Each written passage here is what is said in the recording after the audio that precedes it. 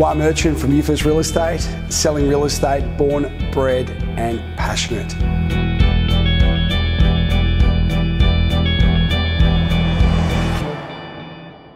Pencon Garden Supplies and Mini Mix Concrete is a family-owned business that has served the Mornington Peninsula magnificently for more than 50 years.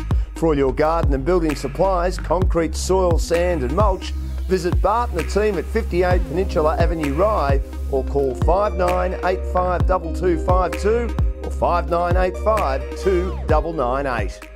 Hi, I'm Austin Phillips. Look, if you are thinking of buying or selling and you want a great experience, you want world-class service, I'd like to catch up for a cuppa and do some business with you. My name's Hayden Stagg. I play for the Narre Football Club. Mitchell Cox, 21, play for Narre. What's your most annoying teammate? Hayden Stagg, because he doesn't shut up. Would be Coxie. He doesn't shut up as well. He always takes a piss with everyone. Have to be Coxie. He doesn't shut up, slagging everyone. Probably Liam White. He thinks he's pretty good looking with the ladies and he's not. So yeah, it's very annoying when he tells a story and it's not true every week. What's your coach's favourite saying? Oh, I don't know. He says alright a bit. He doesn't really have a favourite saying, but it's more his testy pops when he's going through a speech and his voice cracks all the time, goes really high. He just bangs on about structures all the time and makes sure we keep our structures and... I couldn't tell you, to be honest. I'm not very familiar. Not that I don't listen. Just, By Shinners after Papworth had tapped it down to him. Shinners wheels around in the ride, kicks inside 50 now for Narre Warren. Crashing the pack, Cox couldn't take the mark, off hands. A snap at goal for Narre Warren. That was read magnificently by Nathan Foote. He just attacked the pack, he crumbed it brilliantly and they've kicked a goal.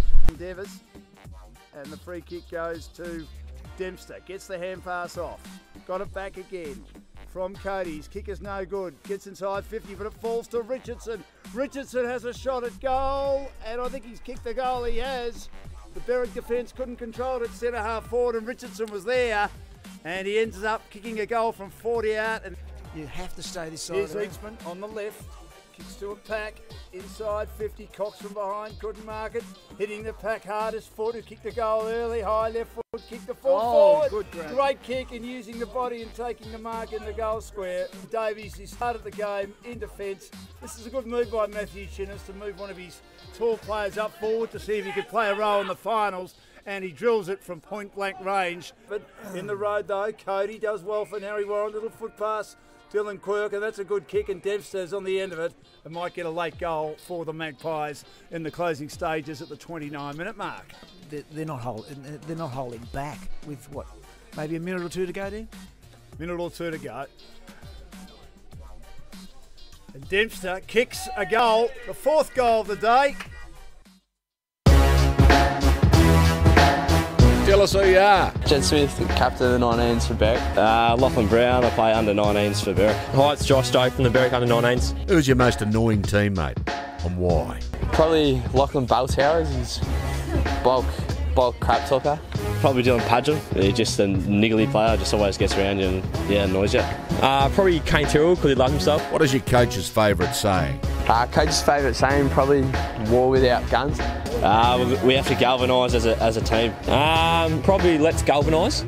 Just 3 behinds in the game so far. 2 to Berwick, working his way through traffic. Rutherford, he's wonderful at the stoppage. Left foot, snap by Rutherford. Finally. He beat 2 or 3 and he snapped the very hard one and kicked a miraculous goal. By Dylan Quirk with a hand pass, misses the target. Rutherford bursts his way through. They couldn't get a hand on him. The Narre Warren tacklers, and Shepherd takes the mark in the centre of the ground. In the long sleeves, Luke Shepherd will spear it wide towards half forward. Wonderful lead taken by McLean. Plays on quickly, kicks over the top, and waiting at the back is Rutherford. Is he one of those guys you'd call an outside man, Dan? Inside and outside as he drives it home. 3 goals to 1 this quarter for Berwick. He will kick long towards the contest, into the pocket. Up goes Connolly, he takes the mark on the second grab. Used his teammate as a step ladder, James Magna. And Connolly's got a player on his own, goes in short, again loose marking. This, if the game isn't already beyond Narre Warren, it'll certainly be beyond Narre Warren with a lead of 40 points at 3/4 time. Bailey Asher for just the second goal of the quarter for Berwick. He kicks the goal and he's put it through and they come from everywhere. Lacks distance in the kick, kicks to the wing. Shepherd got a handle. There's the siren. Big win to Berwick, and they get ready for the qualifying final next week in emphatic style, Coach. 8:19.67 to 4:6:30. Free kick, this is their chance in the ruck contest. Scanlon was. The runner's got to get out there and tell him. He's got to get on with it quickly. Siren! Bombeach have won, another loss to YCW. He's given away inches. He has been enormous today, Bo Henry. Comes in towards the foot and standing, and there's a mark in the goal square. Boundary thrown, there it goes. And Edith Vale, Aspendale, hang on by a point. Drama everywhere at Eric Bell Reserve.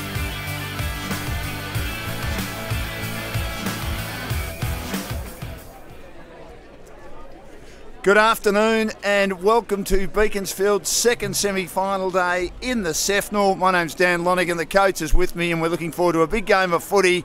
I'm not talking of the coach of Narre Warren, Matthew Shinners, or the coach of Berwick, Stuart Kemperman. I'm talking of the media coach, the coach, and he's with us this afternoon as well on a pleasant but cold day at Beaconsfield between Narre Warren and Berwick, the winner to go straight through to the grand final. Berwick in great form. They played each other 2 weeks ago and Berwick completely closed down the Magpies.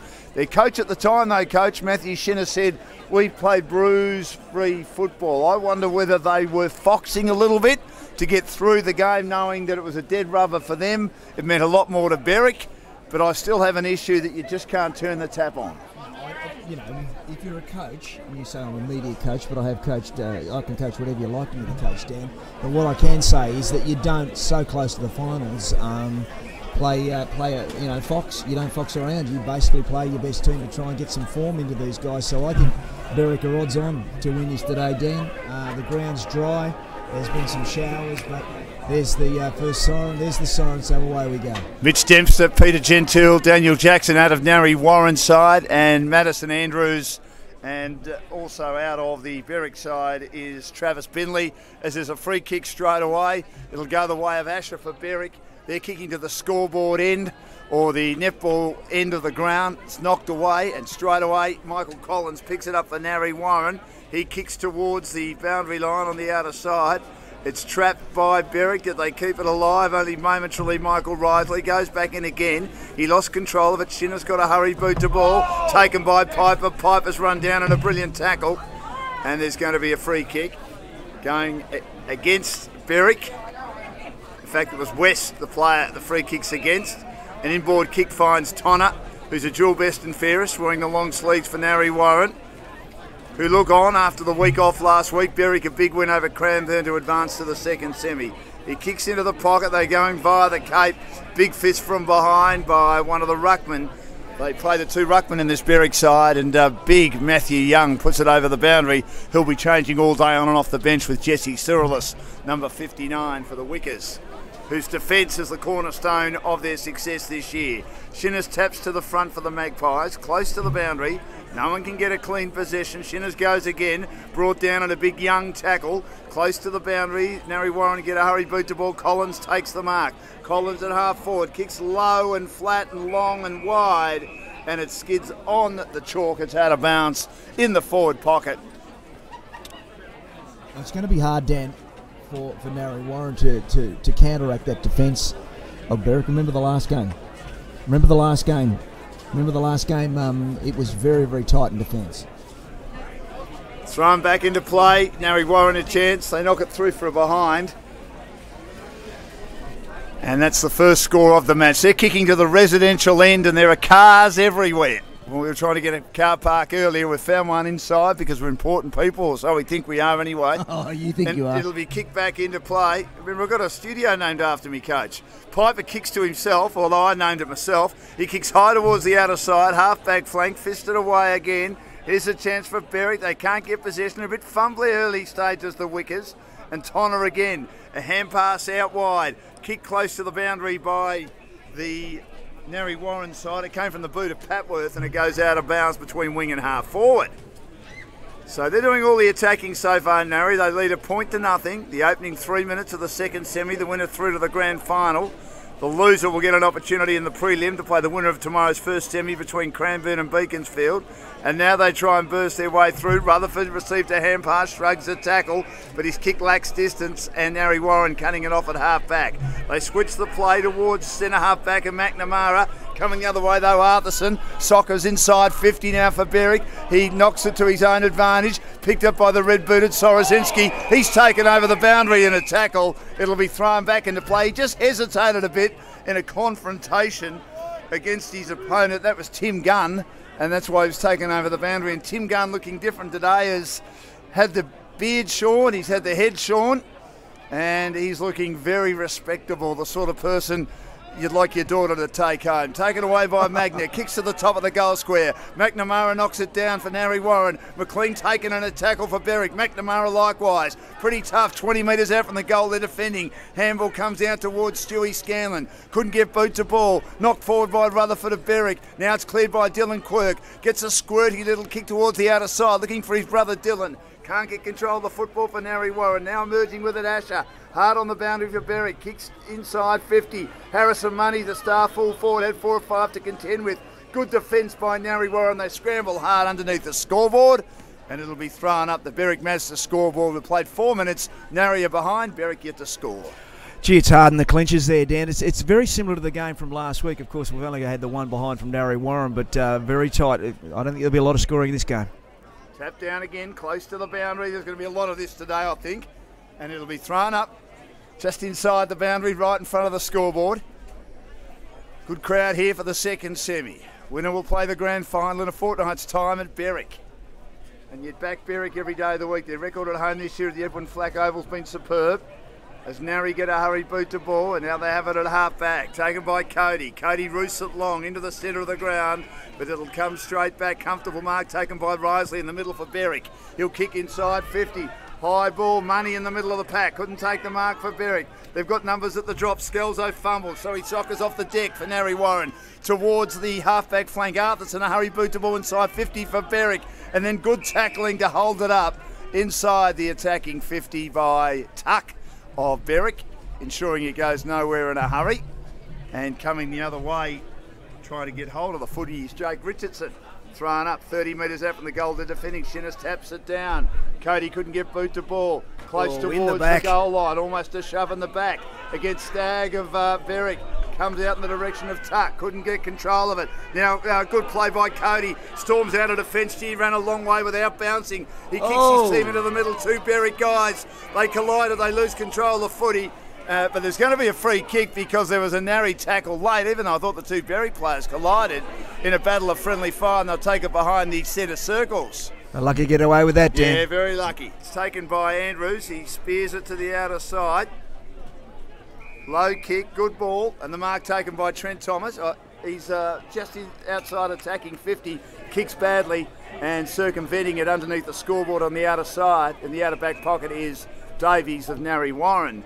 Davies will kick it long, high kick towards the wing, and using the big body Collins, takes the mark, handballs to Skelzo, bounces in front of him, picks it up and drives it long on the left towards half forward. At the back, mark was dropped by Risley, maybe took his eye off the ball. Arthurson tripping the light, fantastic. He overruns it for Berwick. Handball comes out to Sorozinski. He does well receiving it from Zeetzman. Kicks towards the half-forward line. They've got numbers at the drop though, Berwick. They recover better. Risley does well, shrugs off a tackle. Gets the hand pass off to Piper on the bounce. Piper drives his team long. They trail by a point. And Money gets up and takes an excellent mark at half-forward right on attacking 50. Parry and thrust football in the first 7 minutes. 1 point lead to Narre Warren. Money, 55 metres out. Will kick long. He's an excellent kick, but it's just knocked on the line by the long-sleeved Hayden Stagg for a behind. It's 1 behind each in the second semi-final on the Berwick Mazda scoreboard. So McNamara will inbound for the Magpies. Have been pretty good so far. They've had to absorb a lot of pressure in the last couple of minutes. Was heading to the commentary side. He favours the outer side, and in the end a poor kick. Looking for Michael Collins, 11 premierships between them. It's out of bounds on the full, and it's going to be taken by Hillard at half forward for Berwick. He drives them inside 50. Money up again, can't take the mark. Hard on the boundary, centering ball. Not a bad kick. Good play by Zeitsman to knock away from Rutherford. Rutherford then scrambles for the foot inside, attacking 50 for the Wickers. Picked up by Tuck now. Tuck on the left. Tuck kicks high. It's a beautiful kick by Travis Tuck, but it's knocked right on the line. I wasn't sure by Jake Richardson. I was sure, looking from here, Coach, originally that he might have been over the line, but in the end the umpire's closer and there's no goal review, a second behind on the board for Berwick. Handball comes out from Collins, who took the mark to Sorozinski. Feeds a 25-metre hand pass over the top to Cox. He gets confronted. He goes back to Sorozinski. Kicks the Magpies to half forward. Over the head of Nick Scanlon, who missed the match between these two a fortnight ago. Piper's at the back, he cleans up. He gets the hand pass out, but the hand pass run down. Sockered by Ash Smith, the former Eagle for Berwick. Right across the goal face, still inside, defensive 50.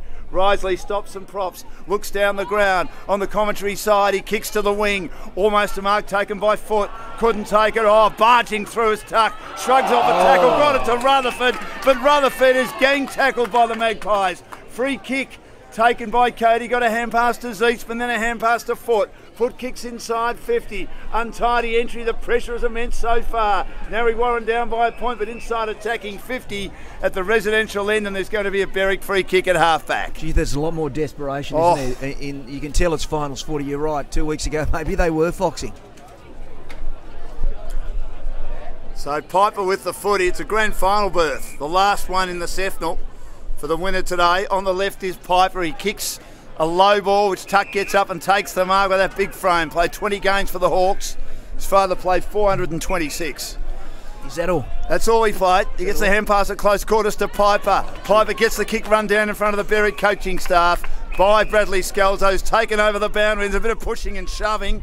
We can't see it from here. We're a little bit covered by the two coaching boxes. But in the end, it is dissipated with rather quickly. Throw him back into play at half forward. You like that word, Coach? 65 from goal. Good hand pass, Shinners, as he got his opponent out of the way for the Magpies. But in the end, free kick goes against Shinners, who got control of the footy. And it'll be taken by Hillard. Pushed in the side for Berwick. Kicks to half forward. McNamara goes up, knocks it down. Davies at the back, mops up for Berwick. Handballs to his captain, Quirk. Handballs to Foot. Foot gets a hand pass closely towards Tonner. Tonner now got a hand pass to Miller. Back to Miller, who's in trouble. And now they've got Foot. They handball a lot. Too much for King. His hand pass misses the target. Berwick with numbers at the back. They're under pressure. Piper nearly run down. He got a hand pass to Asher. Asher got a hand pass to Rutherford. Got it wide to Ash Smith. Smith kicks quickly. Nice kick. Great good mark taken by Berwick as they're away through Gunn. Handballs to Asher. Had his back to the play. Back to Gunn. Gunn a scrambling kick. Everything in a hurry. Kicks to half forward. Mark dropped at the back by Stagg. Goes in again. He's got two opponents around him. Now he's got three teammates with him. Knocked out by McNamara. Close to the boundary. Handball comes out from Davies. Taken by Stagg. Had the kick blanketed 30 metres out from the goal they're defending. Little hand pass comes out again. Good play on that occasion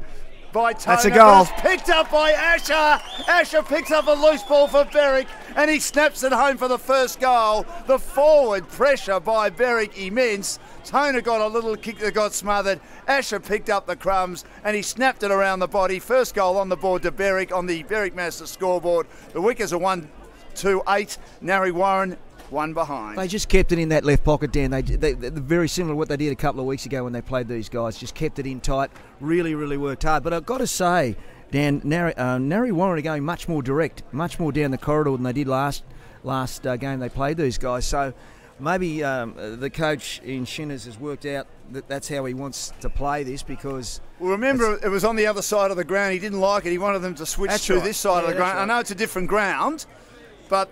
he obviously wants it more on the commentary side. He said it'll open it up a bit. Rutherford tried to take on 3 or 4. That's got to be holding the ball. The umpire let him get out of about 5 tackles then, Rutherford, the hard nut for the Wickers. Loose ball, socket forward by Gunn towards half forward. Great pick up by McLean. Then he runs into tackles. Then he lays a tackle on Toner for Narre Warren. He scrubbers a little kick that goes 5 metres. Allows Scalzo to come through after his opponent overruns it. Picks it up on the left for Narre Warren. Kicks towards half forward. Miller spinning by, couldn't take it. Taken now by Scanlon, the opportunist. Bouncing ball towards the pocket. They've got numbers at the back though. West has it. Handballs to Risley. Farms a long hand pass to Smith. That's Ash Smith as they change direction back to Risley for Berwick. Now to Smith. Camped at half back on the outer side. Will get his boot to ball, the former Eagle. Kicks down the line. Now here's Morozov. As Davies overruns it, Morozov chips a kick over the top. Mark not taken by McLean. Had it knocked away, but he roves it well for Berwick. Then he feeds a hand pass back in the direction of Jed Smith. Jed Smith gets control of it for the Wickers. Then the hand pass was run down by the big-bodied Collins. Good contest at ground level between both teams. Lots of bodies having a real crack close to the boundary on the outer side. And it'll be thrown back into play, a free kick. Free kick going the way of Berwick. Would you say there's any wind advantage, Dan? Maybe I wouldn't have thought so, Coach. Maybe one goal? I'd say there's going to be some rain advantage later. Kick towards half forward, just clears Davies. Mark taken by Morozov. Elects to play on. Kick was affected. McNamara there, but getting in first and taking the mark. Arthurson could have nearly been 50 against him. He'll kick now towards half forward. And that is good running by Berwick. They were able to find space everywhere, and the mark is taken by Thomas. Left half forward, slight angle. They're just much more direct, aren't they, at this stage, and they seem to be able to find their targets a lot easier, whereas Narre Warren, it's a bit of kick and hope at the moment. And in these conditions, you really have to be clinical because, as you said, Dan, the wind I can see now is blowing across the ground, so he needs to aim this at the left-hand post and bring it across. He's one of 4 players to kick over 20 goals for Berwick this year, and he misses behind to the netball end, and it's 1-3-9 on the Berwick Master scoreboard to 1 behind. 14 minutes played. So a terrific first goal. Jesus. Oh, we're losing papers everywhere, Dan. Okay. So back into play, and Narre Warren going very indirect here. They were able to play on from the kick back into play, and in the end it's a boundary throw-in. So it'll be at half forward.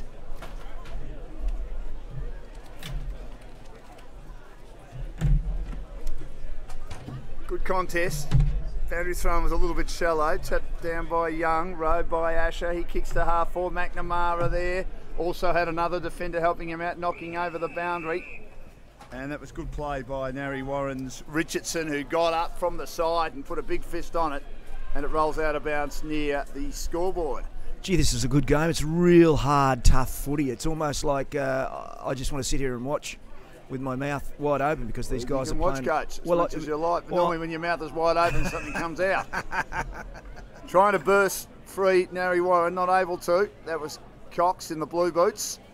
He was actually going towards goal and he got crunched in a tackle. 15 metres out from the goal they're defending. Tap down Morozov, snap at goal, magnificent effort Magna, tap straight down to him, kick through traffic, and Berwick I think have kicked their second as the field umpire and goal umpire confer as to whether it might have been touched, and it was touched. Hang on. Was touched, the theatre of goal umpiring, that's what we like, without the score review, and it was touched by the Narre Warren defenders as he had to try and squeeze it through traffic. McNamara to his teammate Toner, who finds Sorozinski on the outside. Good kick down the line to Quirk, takes a nice uncontested mark. He goes inside to Davies. Davies will switch towards the outer side of Beaconsfield. He finds a player taking the mark in Stagg. Stagg cutes around the body to Richardson. Richardson kicks down the line again for Narre Warren, a bit stagnant. Through the hands of Shinners, at the back, mopped up by Risley, the defence so reliable. Kicks to McLean at Berwick, marking on the outer side with their team holding a 9-point lead at the 16-minute mark. Is that the horse paddock side? Could be the horse paddock side, Coach. McLean kicks down the line, goes through the fingers of Asher. He tries to pick it up close to the boundary. The veteran McNamara with him. He scrambles a hand pass out. Hurried boot to ball. Comes now in the direction of Brennan. He got the hand pass out. Quick kick by Young. He kicks towards half forward. Money goes up, makes a good contest. Couldn't take the mark. Tucker's brilliant. Gets it to Arthurson. He's taken it a tackle. I'm not sure he got boot to ball. He didn't, said the umpire. And a free kick will go the way of Narre Warren at half back. Gee, it's tough, Dan. It's very tough early. Isn't it? Hand pass comes out to Tonner. And he got that hand pass from the man that laid the tackle. And that was Patworth. And they've got it at half back through Davies.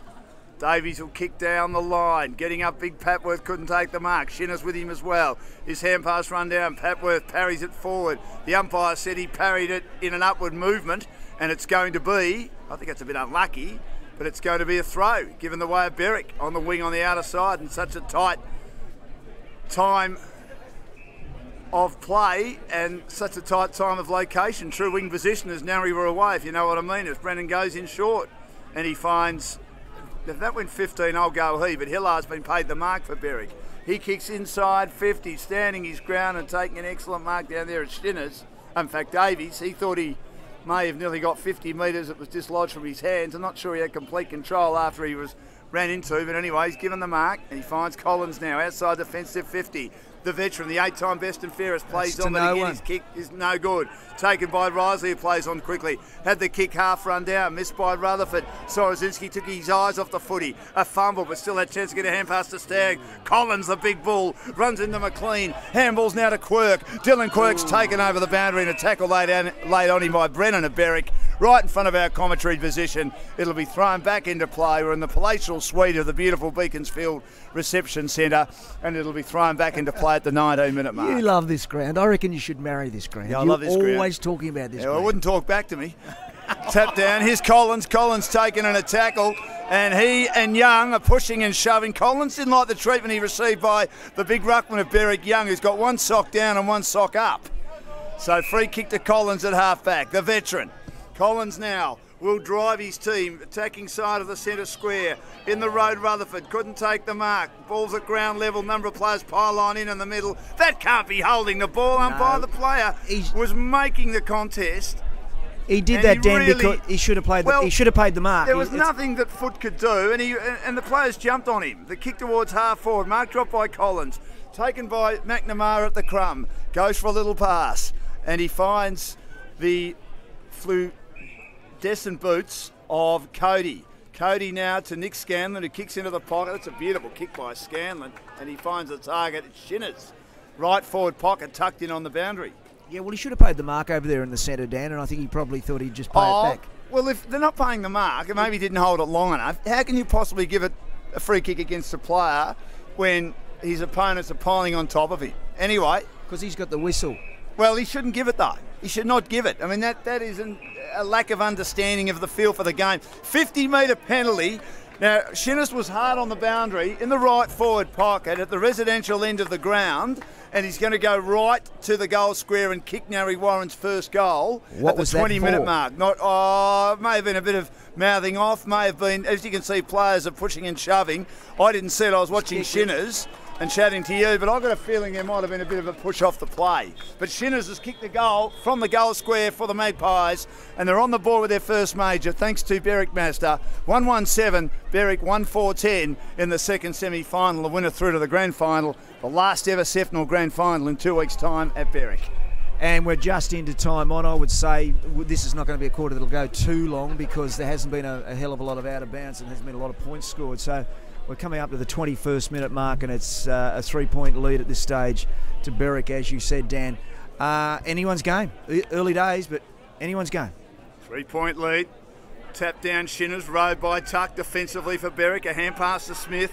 A hand pass now puts his teammate under the pump in Jollyman Turner, so his hand pass was blanketed by Scalzo. He's a good tough midfielder for Narre. Got a hand pass on the outside to Foot. On the commentary side, he kicks to half forward, overrunning at Piper. Now the Magpies have got numbers. They get a forwarding hand pass, but it's intercepted beautifully by Jollyman Turner. He got it to half back to Asher. Asher handballs over the top now to Ash Smith. Charges through the middle, kicks long to Money. Can't take the mark. Ball spills to the back. Tap backwards now in the direction of his teammate, who snaps around the body and kicks a magnificent goal, and that was Trent Thomas. But it was the selflessness of McLean, who tapped it in his direction after Money couldn't take the mark, which allowed Thomas to kick around the body and snap from 30 metres out, and straight away they get the reply. 2-4-16 Berwick, Narre Warren 1-1-7, the margin 9 points at the 22-minute mark. That was very clever.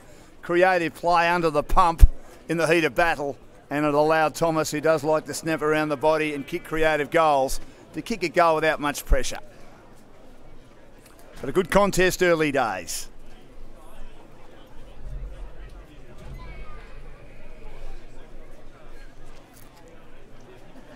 So back in the middle. Tap down again, Rutherford. He sharked it, had the kick smothered. Ricochets to Asher, who's been terrific. Gets the hand pass now in the direction of Jellyman Turner. Kicks to half forward, had it slapped away. At the drop, picked up by Quirk, skids a little one towards the centre of the ground. Cody, dispossessed. Quirk, Dylan Quirk, he follows it up. Got the hand pass out to Scalzo, who's been terrific. He throws it on the left boot and it finds a target. And good footy. Scanlon's on the end of it after the initial target was Stuart Scanlon. So one Scanlon to another. Just having a look at Magna. Danny got hit pretty hard about 30 seconds ago, and he's a bit proppy at this stage.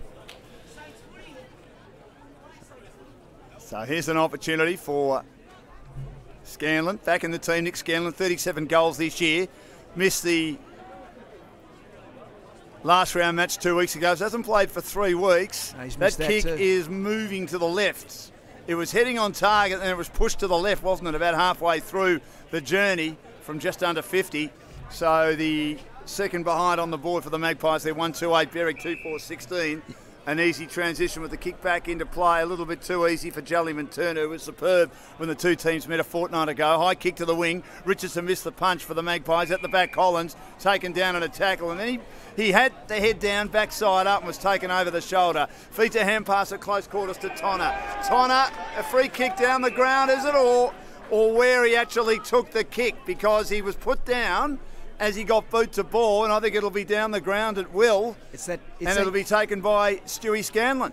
It's that young umpire who does it absolutely. How old is he? He's about 15 or 16. Yeah, does a fantastic job. Well, he had. I think he gave the right decision there. Yeah, he was confident that it was the right decision, and this time Nick's brother Stewie was trying to get on with it a bit too quickly, drove it long but missed to the left-hand side, needed to take more care. It just looked funny though, Dan. You know, he's a very slightly built young 16-year-old, and then the big boys are starting to throw a few punches, and he was right there in the middle. I'm not too sure what he could have done. 9 plays 16, long kick by Piper.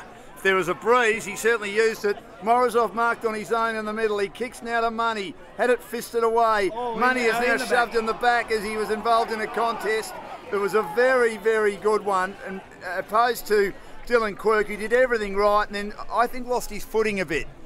Not Dylan Quirk, Ryan Quirk, his brother, wearing the long sleeve. He lost his footing, and then Money was clever to just be in front, and he was anticipating the fall, and all Quirk could do in losing his footing was fall into his back. So that was clever play by Money, and unfortunate for Quirk, who hadn't done a lot wrong in that contest up until then, having affected the spoil. Harry Money had his man bun trimmed a little bit. Well, he's got the dreadlocks, the very nicely controlled dreadlocks, and he's kicked that from 50 metres. Talking of nicely controlled, it was nicely controlled off the boot, and a handy break now for Berwick close to quarter time. His 54th goal of the season. They're 3-4-22 to Narre Warren 139 on the Berwick Masters scoreboard. I think you'd probably describe. Oh no, he's just taken his man bun out, and I can see the dreadlocks. I thought he might have had them cut off, Dan, for finals, just so it'll give him a little bit more speed, if you like. But gee, that was a nice kick, around about 45, 47 metre kick. And I would say if there is a wind advantage, it's slightly favouring Berwick. Back in the centre again. Rutherford got hurried boot to ball. He's kicked over ricochets to Zeetzman of Narre Warren. Little kick now by Stagg, who's been prominent off half back. Smith does well to force a free kick against his opponent foot, who gave the ball away illegally. Smith was on the bottom of the pack there and forced that poor throw. And now there's going to be a free kick to go the way of Berwick. Sorozinski's not happy. He's claiming to the umpire that he had the handheld. And forward was Thomas, who kicked their second goal, gets the free kick on the wing, looks to play on, gets around his opponent, kicks to half forward. The crowd say to the umpire, "You're an idiot, what's new?" Knocked down by Shinners, tapped back by Collins, taken by Dylan Quirk in the last line of defence, sweeps it to full back. Left foot kicks a very good one on that occasion by Stagg, and he finds Dylan Quirk, and Dylan Quirk now has the footy on the outer side of the ground. They look to drive it towards half forward. The kick clean bowls a number of Narre Warren players. It was poor delivery. It's mopped up at the back by Reece Piper, and it's quarter time. Good quarter of footy in the second semi-final. The winner through to the grand final already today, Narre Warren, who were beaten for top spot by Berwick 2 weeks ago. Beat Berwick in the second semi today in the reserves, 8-10-58 to 1-8-14. And Beaconsfield, who finished the home and away season on top, beat Berwick. So it hasn't been a good start to the day for Berwick. They've got another chance in both the under-19s and reserves in the preliminary final next week, as the coach will go down and go into the coaches' huddles. Matthew Shinners of Narre Warren and Stuart Kemperman of Berwick. But it is Berwick 3-4-22, Narre Warren 1-3-9. The goal kicker for Narre Warren, Shinners, courtesy of a 50-metre penalty, and 3 tremendous goals for Berwick through Thomas, through Asher, and also through Harry Money. So a 13-point lead, quarter time, and that is a good standard quarter of footy that we've seen in the SEFNL. Both teams very, very keen early days. Back in a minute here at Beaconsfield for the second quarter, and also some information from the coach going into the coaches' huddles at quarter time. It is Berwick in the second semi by 13 points.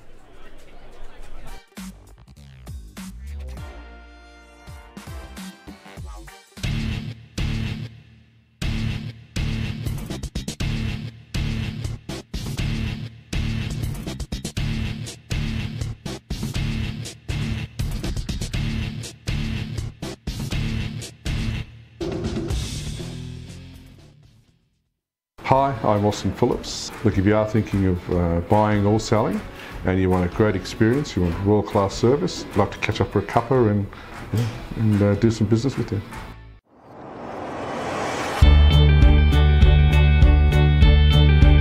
White Merchant from Youthers Real Estate, selling real estate born, bred and passionate.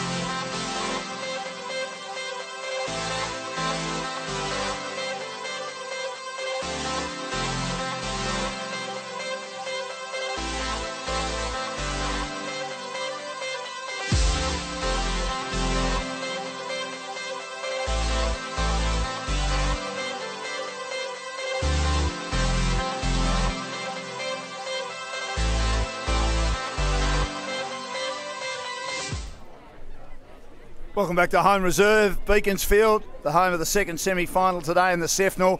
Berwick making a good start. They're an outstanding side, especially defensively. 3-4-22. Narre's intensity right up. I think it's been pretty good. I don't think Matthew Shinners will hear what he's had to say from the coach very shortly, and also Stuart Kemperman. I don't think he could be upset with their intensity and with their effort. Maybe the way that they've got themselves under a little bit of pressure in regard to their kicks out of defence and into the forward line, because Berwick set up so well. But 3-4-22 Berwick. Narre Warren 1-3-9. Goal kickers for Berwick. Singles to Money, to Thomas and to Asher. Thomas, a magnificent snap from a little tap, was brilliant. Asher as well under the pump when there was a lot of forward pressure and Money got a free kick. And a 50-metre penalty to Big Shinners, who'd taken a mark in the forward pocket at the residential end of the ground. And then there was a bit of pushing and shoving off the play about 30 metres up the ground inside attacking 50. Saw the big ruckman, who was the nephew of the coach Matthew Shinners, go straight to the goal square and kick his side's first goal. So they trail by 13 points. The winner into the grand final. It would be Berwick's fourth grand final in a row in this competition. Narre had their great era between 2005 and 2013, where they won 6 premierships in 8 grand finals played. They played in last year's granny but were thrashed by the Wickers, and obviously they're looking for a spot in the grand final as well. Let's hear from the coach. He's been to both coaches' huddles, Stuart Kemperman and also Matthew Shinners. Yes, Dan, well, as you would expect, Berwick basically just keep doing what you're doing, but really when you think about it, you can't just keep doing what you're doing because Narre Warren are going to come back. Now, Stuart Kemperman said, look, just win this quarter. We won the first quarter, just win this quarter. That's what we need to do, and to keep pressure on them. And Matthew Shinners from Narre Warren was reasonably happy, I have to be honest, I have to say, with the way they're playing. But he just said that he thought their back line, they let the ball out a little bit too easy, and they actually needed to push and push a lot harder to try and get that ball out of the back line and then transition it, of course, into the forward line. Still 2-9, so it's anyone's game. But basically, both teams. In fact, I heard one suggestion by one of the Narre Warren players that they're front runners, and if we can get in front of Berwick, they'll probably crumble. So, time will tell. Back to you, Dan. Thank you, Coach. Appreciate that. Interesting comments. The problem has been teams getting in front of Berwick in recent weeks. Their defence is so good they've been unable to do it. They've lost 3 times this year earlier in the season when they're trying to work their team out a bit. To Narre twice by 9 and 18 points respectively, and by Cranbourne.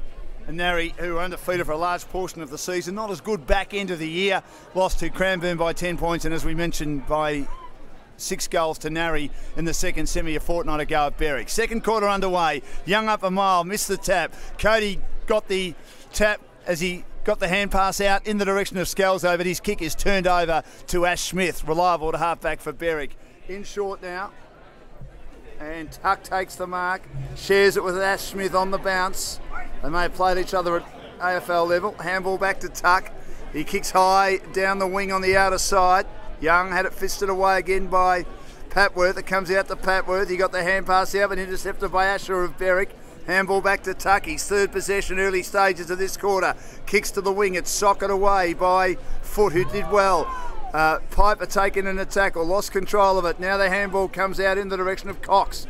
Cox will get a hand pass for the Narre Warren side. Another hand pass comes out towards Collins. Collins is brought down. He was way too slow, as he also received a hand pass from Stuart Scanlon.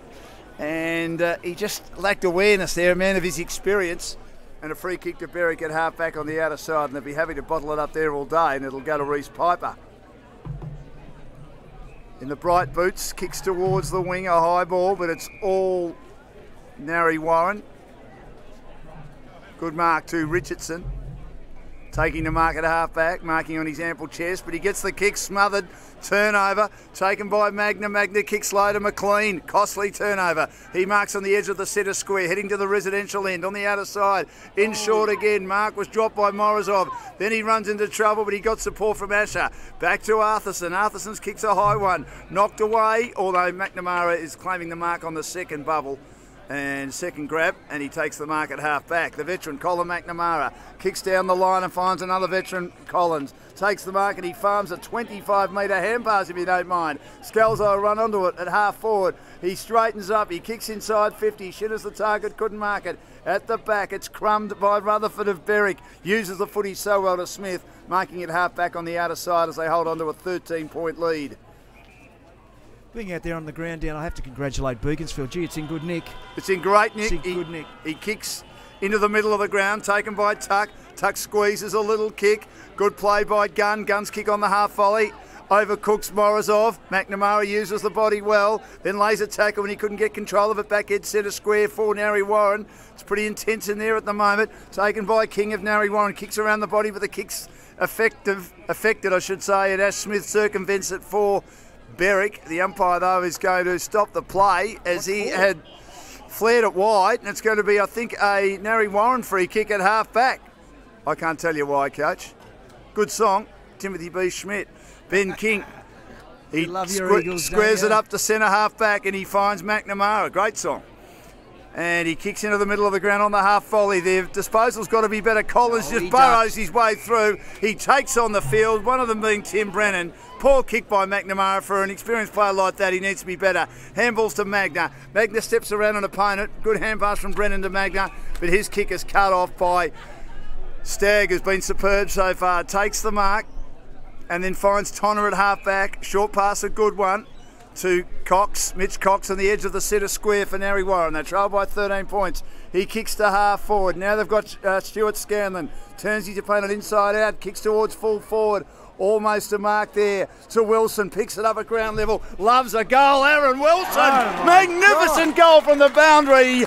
Back in the team. He's kicked over 20 goals this year. His recovery superb underneath the scoreboard in the forward pocket at the netball end of the ground, and that is a great goal, and that could ignite the Magpies. They're 2-3-15, Berwick 3-4-22, 4 minutes played, second quarter. That's all because their transition was a lot better than Berwick's. Berwick had it in the centre, kicked it to half forward, a bad kick, got dropped.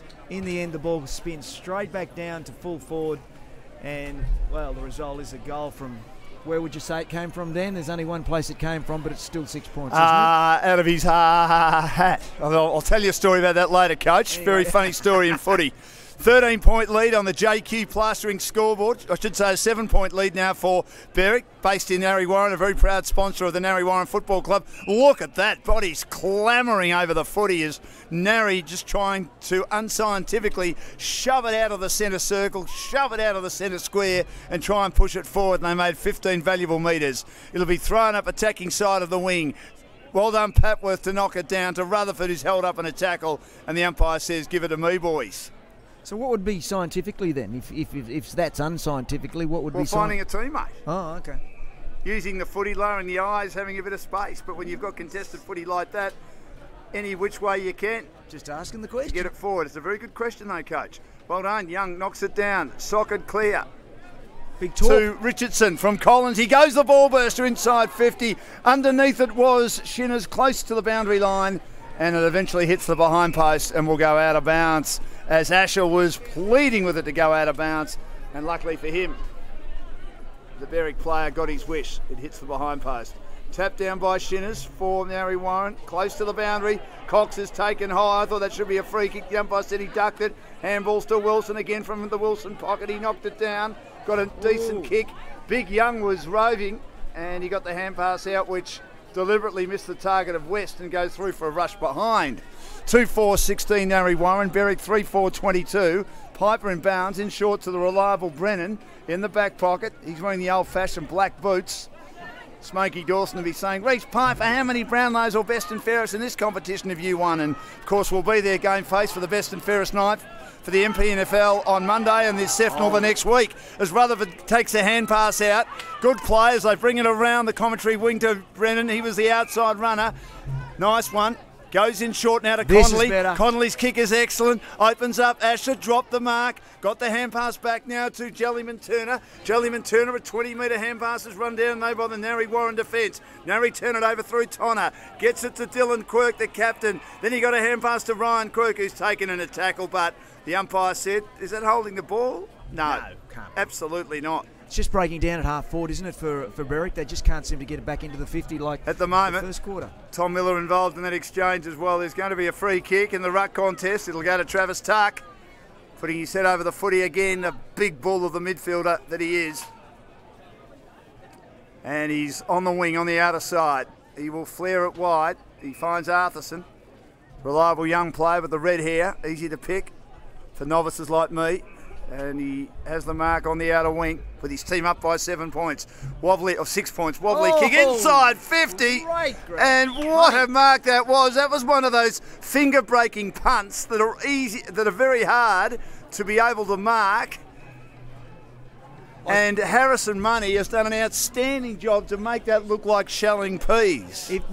If that had probably been a drop punt, it would have been given the opposition, the defender, enough time to probably knock it. But it just sort of wobbled and then Money just And Arthurson will be saying I meant that to Harry Money, looking for his second. And he has. For a little bloke, he's a great mark overhead. He's slotted it home from 25 metres.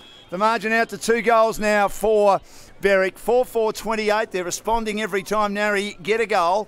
2-4-16 on the JQ plastering of Narre Warren's scoreboard.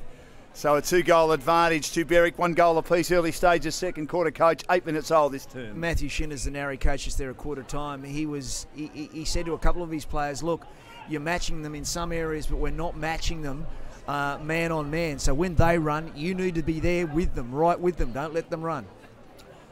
Ball thrown up in the middle again. Missed by Cyrillus, the number 2 ruckman for Berwick, but his teammate Ash is there.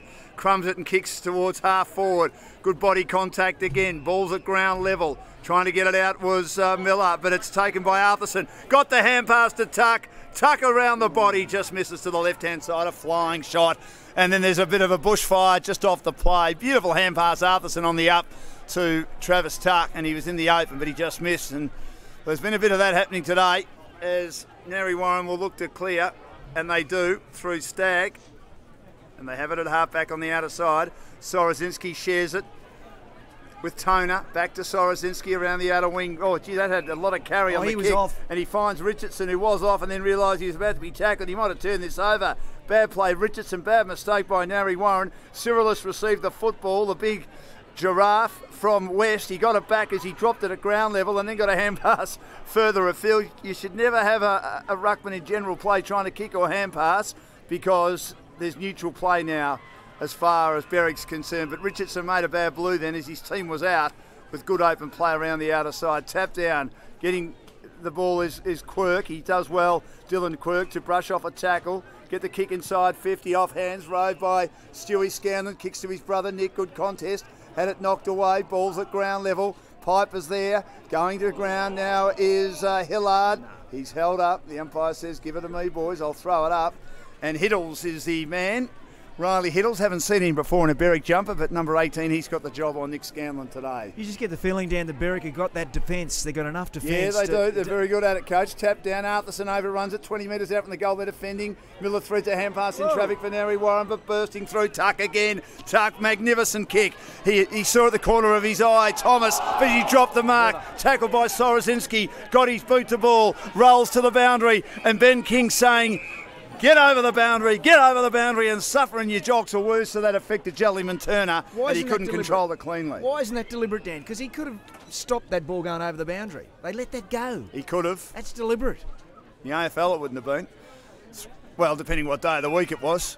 Cyrillus is into the back of his opponent in the ruck contest, and it's taken by Patworth, who just throws it on the boot on the left, kicks to half forward, West underneath it. Good contest made by Wilson, who kicked that unbelievable goal for Narre before, and it's brought over the boundary. Big Shinners and the smaller Risley involved in a contest. 25 out from Narre's goal at the netball end on this magnificent pavilion side of the ground. As you know, my favourite pavilion in community football. How many times have I said that? Throw in, tap down to the front by Cyrillus.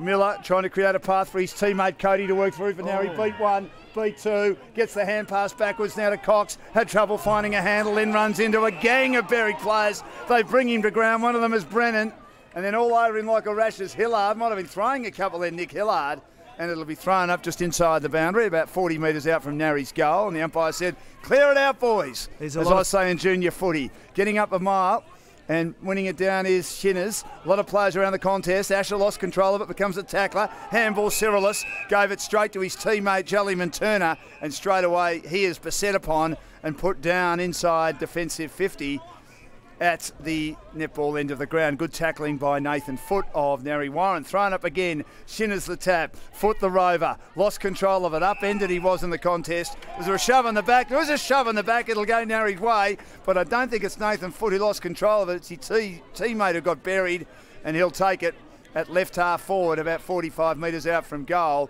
And that player is going to be Hayden Stagg. That could have gone either way. I mean, really. You could have let it go too, Coach. You could have let it go. I mean, there's a lot of feeling in this game, and up until now they've let a lot of things go. Same margin as it was at quarter time. 1 goal, 1 apiece this term. 2-4-16 Narre.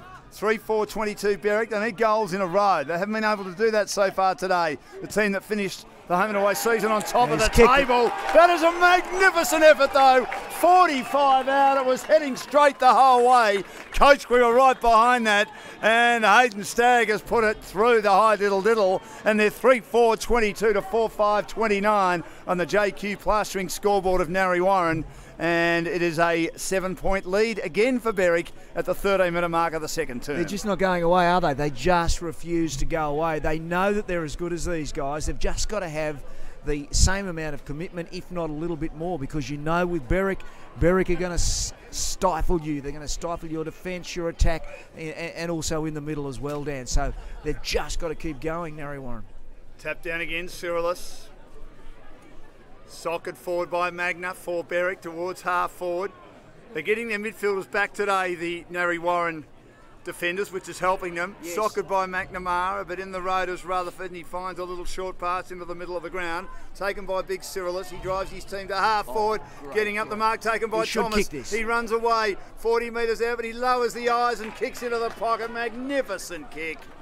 Magnificent kick to Rutherford, who takes the mark in the right forward pocket, 35 metres out in the slight angle. Beautiful footy. Got good skills, Trent Thomas. He could see that Rutherford had a metre on his opponent running forward, took the mark. His opponent had overcooked in his endeavours to try and fist away, so he had a little bit of a gap inside 50 to work with. So Rutherford again. Oh, no. To try and cancel out the goal that Narre just kicked, but he was skinny the whole way behind, margin 8 points. I thought he should have 4-6-30 to 3-4-22, 14 played second quarter. He probably should have tried to kick that himself, Dan. He was on the run, he would have been 45 out. He probably had a big chance of kicking that. Could have. Have a go, McNamara boys. kicks high, and that's nearly a big mark to Young. Couldn't take the mark at ground level. It's taken away by Narre Warren. This is foot. High kick towards the outer side of the ground, scrambling at the half forward. Collected though comfortably at the back by Berwick, and that was Hiddles, their defender. And he finds a teammate in Brennan who goes down the line.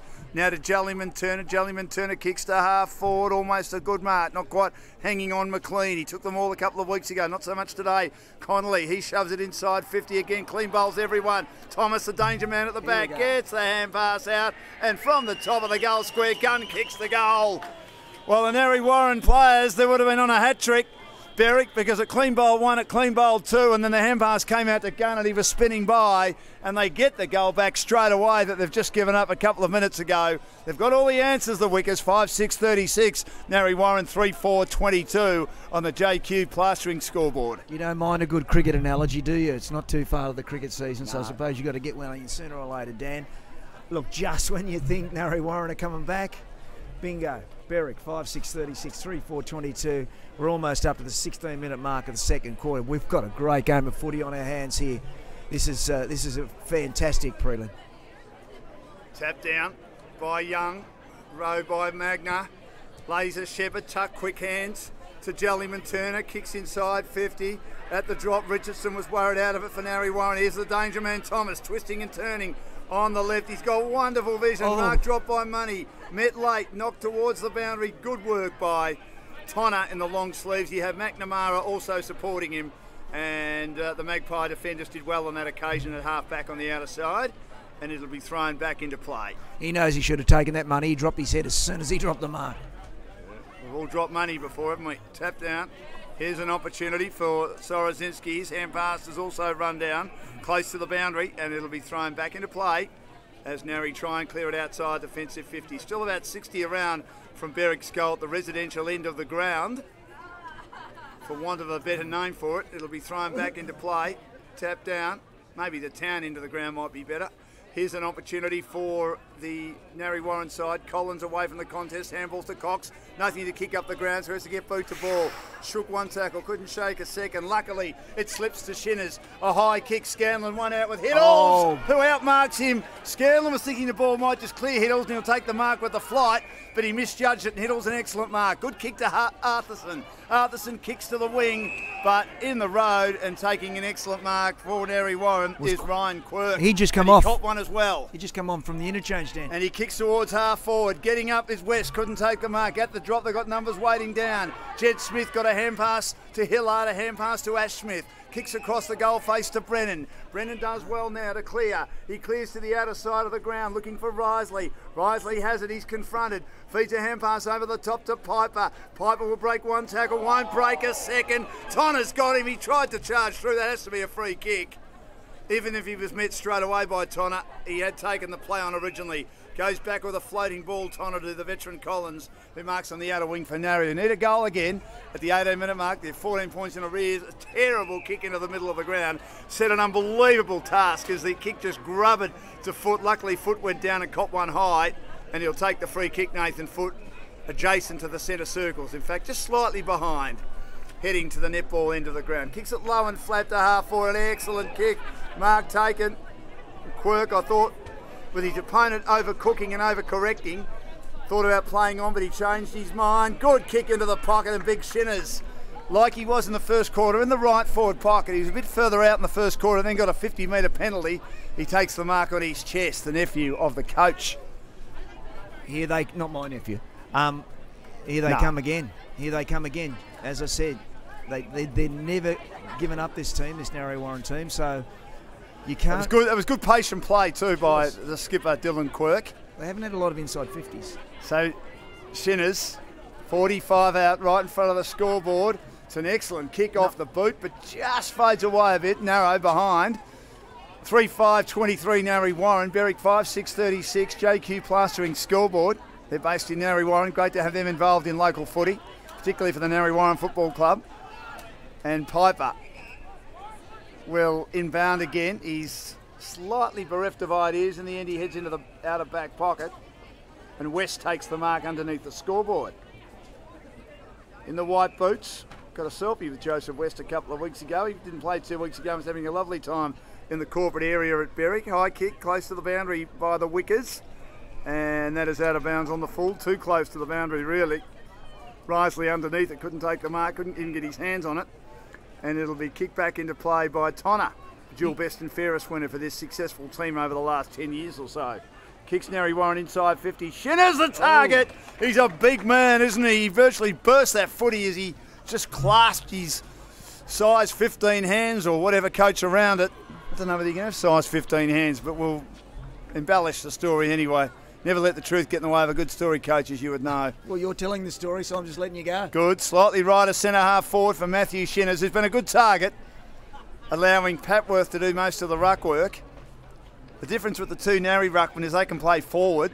The two Berwick ruckmen come on and off the bench. Sure. In Young and Cyrillus. That's a high ball to the line. No. Touched right on the line. The Narre forwards were there trying to push the Berwick defenders out of the contest legally, but they just got a couple of hands in there. The big ruckman was down there in Matthew Young, and he got a hand on it. So Ash Smith back into play. The margin on even 2 goals. Arthurson up, couldn't mark it. At the front, good roving Collins. Tried to burst his way through like a bull. He's been doing it for years. He paddles to his teammates' advantage. That was Shane Scanlon. Collins gets it again from Miller. Swings around the body towards the top of the square. No mark taken. Waiting down Scanlon. Picked up by Stewie Scanlon after Nick couldn't take it. And he just misses to the left-hand side behind. They're finishing a lot stronger in this quarter, Dan. I tell you what, Berwick better be very careful. I get a couple of goals kicked on them in time on. 3-7-25 to 5-6-36. The margin 11 points. Berwick's way, but as you say, coach, the Magpies are coming. Piper clears defensive 50, high ball, good fist away, King at the front, good roving by Jellyman Turner. Got it out now towards Thomas. Long hand pass to Brennan. Can't trap it cleanly. King's right with him at half forward. Good play though to put the body on the line, Brennan. Get in front of King and protect the footy. Handball's out wide, commentary side to Jellyman Turner. He kicks the weakest to half forward, and Harrison Money takes the mark and then gets a late shove, which could have nearly been a 50-metre penalty against Ryan Quirk. He's at right half forward, Harrison Money. Kicked a couple so far today. He will square it up towards the goal square. Oh, McLean's up as he got it on the second grab. He has. He was second in line. He read it best. The pack collapsed around him, behind him and in front of him. That was an excellent kick by Harrison Money.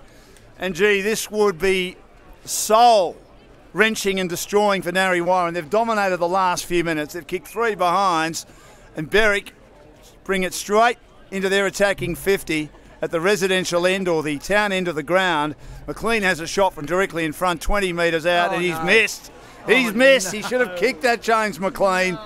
5-7-37 Berwick. Narre Warren 3-7-25. JQ plastering scoreboard. 23 gone in the second term, close to half time here at Beaconsfield. To himself, Sorozinski. High kick in the red boots to the outer side of the ground. Big pack up, no one can mark.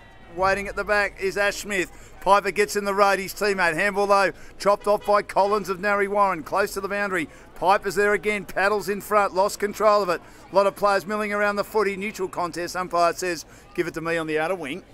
I was going to say McLean reminds me a lot of Brendan Favola, but definitely not the way he kicks. Definitely not. Or the way he Beaconsfield boy, Fev, tap down. A lot of ex-AFL players with Narre Warren too. We'll go through that a bit later. Tuck from the contest, got the hand pass out towards Jed Smith, who wobbles the kick to half forward to Morozov on the outer side for Berry. Lobs inside 50, running into space. He's a classy player, Thomas. Wonderful finisher, knows where to go. Takes the mark, particularly inside 50. Gets around an opponent, and then that pass is excellent as he stabs it onto the chest of McLean. Hard on the boundary at left forward pocket. So he had gun free, but he didn't go to him. He did. McLean off the edge of the boot, right across the face. He kicked that way too hard. That would have been a miracle goal, but that is low percentage stuff. He missed everything by a country mile, so no score for the Wickers, who hold a 2-goal lead close to half-time, 37 plays 25. They head as they switch to the outer side of the ground to Sorozinski, the Magpies, down the line again. Good mark. And they've got it at half-back. And this is Foot. He'll drive it long towards half forward, very close to the boundary. Risley there, opposed to to Wilson, who couldn't take the mark and is off hands and goes out of bounds between wing and half forward for Narre Warren, heading towards the netball end. Shinner's the tap. Who's going to run onto it? Shane Scanlon, he got bumped. His hand pass to Arthurson, who lost control of it. Miller's in the road there for the Magpies, and he makes a very good contest to ensure it's halved and thrown up just outside the centre square.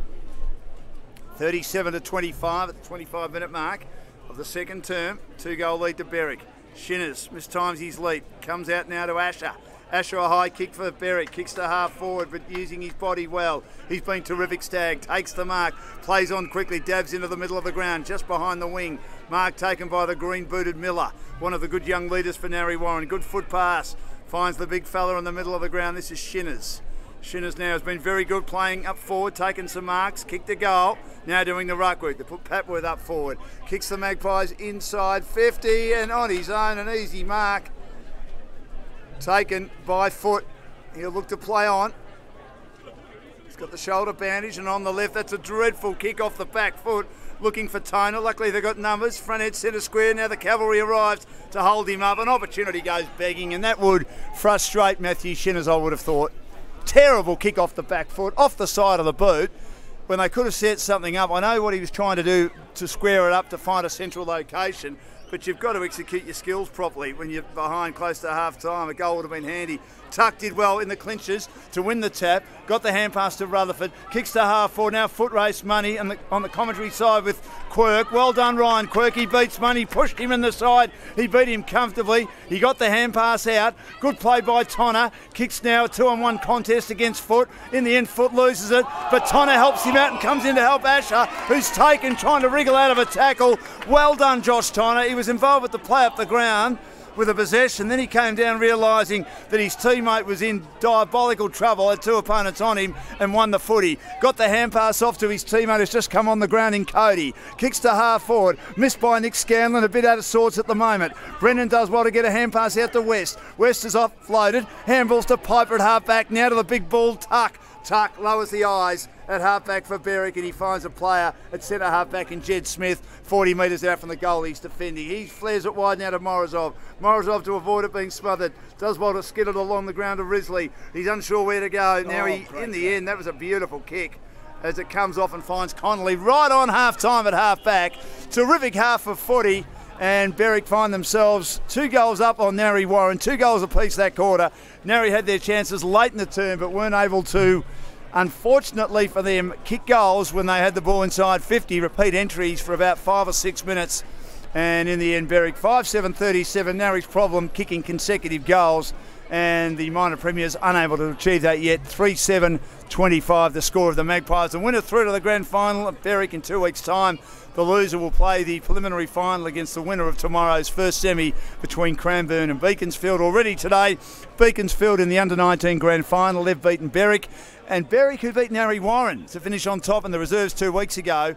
And then Narre had a win last week. Narre turned the tables today, 8-10-58 to Berwick, 1-8-14. So Berwick have got 2 teams in the preliminary final next week. They're hoping their seniors will be in the grand final in 2 weeks' time. But coach, they've still got a bit of work to do as they trail by 2 goals at half-time. We'll get to the coach in a minute because he's had to go and pick up the paper because it's blowing a gale up here in our commentary box as the Narre Warren boys come off as one. Bit of a pep in their step. I think they've been pretty competitive in the first half. They just haven't quite finished as well as they would have liked, Coach. I'm disappointed, Dan, because I've lost the top off my pen when that wind blew away, blew straight off the balcony. But anyway, let's get back to the footy. Oh, you've got it, Dan. You love your pen, you love your money. Not Harrison money. It just looked like towards the end of that second quarter, as they were moving into half-time, that Narre Warren were going to not run away with. They were 2 goals down, but actually kick 2 or 3. But they didn't manage to do it. And of course, Berwick. They're so disciplined, Dan, aren't they? They're so disciplined. They know just when they'll bring it out of the back line there, and they weren't afraid of the short handballs. They weren't, over the shoulders. Then, of course, it went to Tuck, and then Tuck just cleared it, and away it went, and it went down to the half-forward line.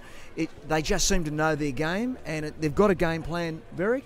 No matter what they get chucked at them, they stick to it. Would you agree with that? Look, absolutely. I mean, they don't panic. They've got the big bodies in the middle of the ground. It helps to have Tuck there, to have Rutherford there. It's been a bit quieter today. Jellyman Turner, who can play a bit on the outside as well. And then they've got their lighter weighted players, Brennan and Asher, who play their role, which are the runners to receive the footy from your Tucks and your Rutherfords and your Jellyman Turners. And they're doing the job. And the defenders know exactly what they have to do, whether you're a smaller player like Hillard, you're a medium-sized player like Risley, or even Hiddles, who I haven't seen before. Has done a terrific job on Nick Scanlon. Nick Scanlon's not your... well, I suppose traditional full forward, is he? He's more a medium-sized full forward, but he's played the role really well for Narre this year, but he's been unable to get into it. And I just wonder, I know he was sore and he missed 2 weeks ago. The club said that if it was a final, he would have played. Missing that game and then missing again last week can be a good thing for your body, but also by missing a bit of footy at this time of the year, you lose your touch as well, and he hasn't got his touch back yet. Good for your body, but maybe not for your confidence. No, exactly right. Exactly right. So there's some work to do there, but half-time, just checking the goal kickers. And for Berwick, Money has kicked 2, singles to Gunn, to Thomas and to Asher. And for Narre Warren, their goal kickers up to half-time. Trent Shinners, Aaron Wilson, that was an unbelievably good goal. They need more from him. He's been injured the last few weeks, but he's an opportunist half-forward, a bit like Thomas is. But what Thomas is doing, which is succeeding more than Wilson, is he's getting more of the footy and he's getting involved. And it's very big in football nowadays, Coach, for forwards, score involvements. He's helping set things up inside 50. So it should be. Wilson's kicked that 1 goal and needs to probably, maybe again, it's a lack of footy for him, but obviously he's got the skill. He needs to do a bit more. But for too long, players that kicked the goal were basically, they're the heroes. They've kicked the goal, but they've forgotten about the guys that actually helped get them to help them to kick the goal. But I need to ask you one thing before we go to half-time, Dan, and a lot of commentators do this.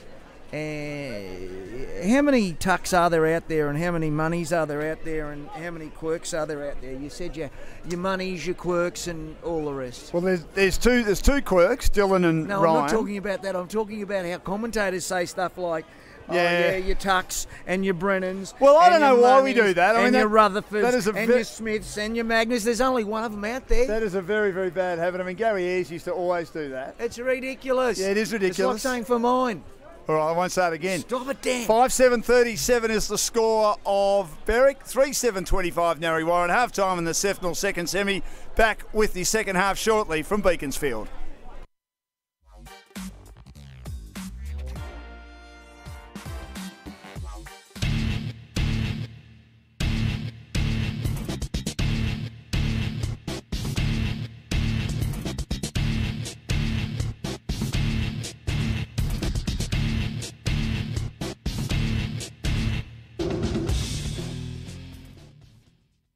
Hi, I'm Austin Phillips. Look, if you are thinking of buying or selling and you want a great experience, you want world-class service, you'd like to catch up for a cuppa and do some business with them.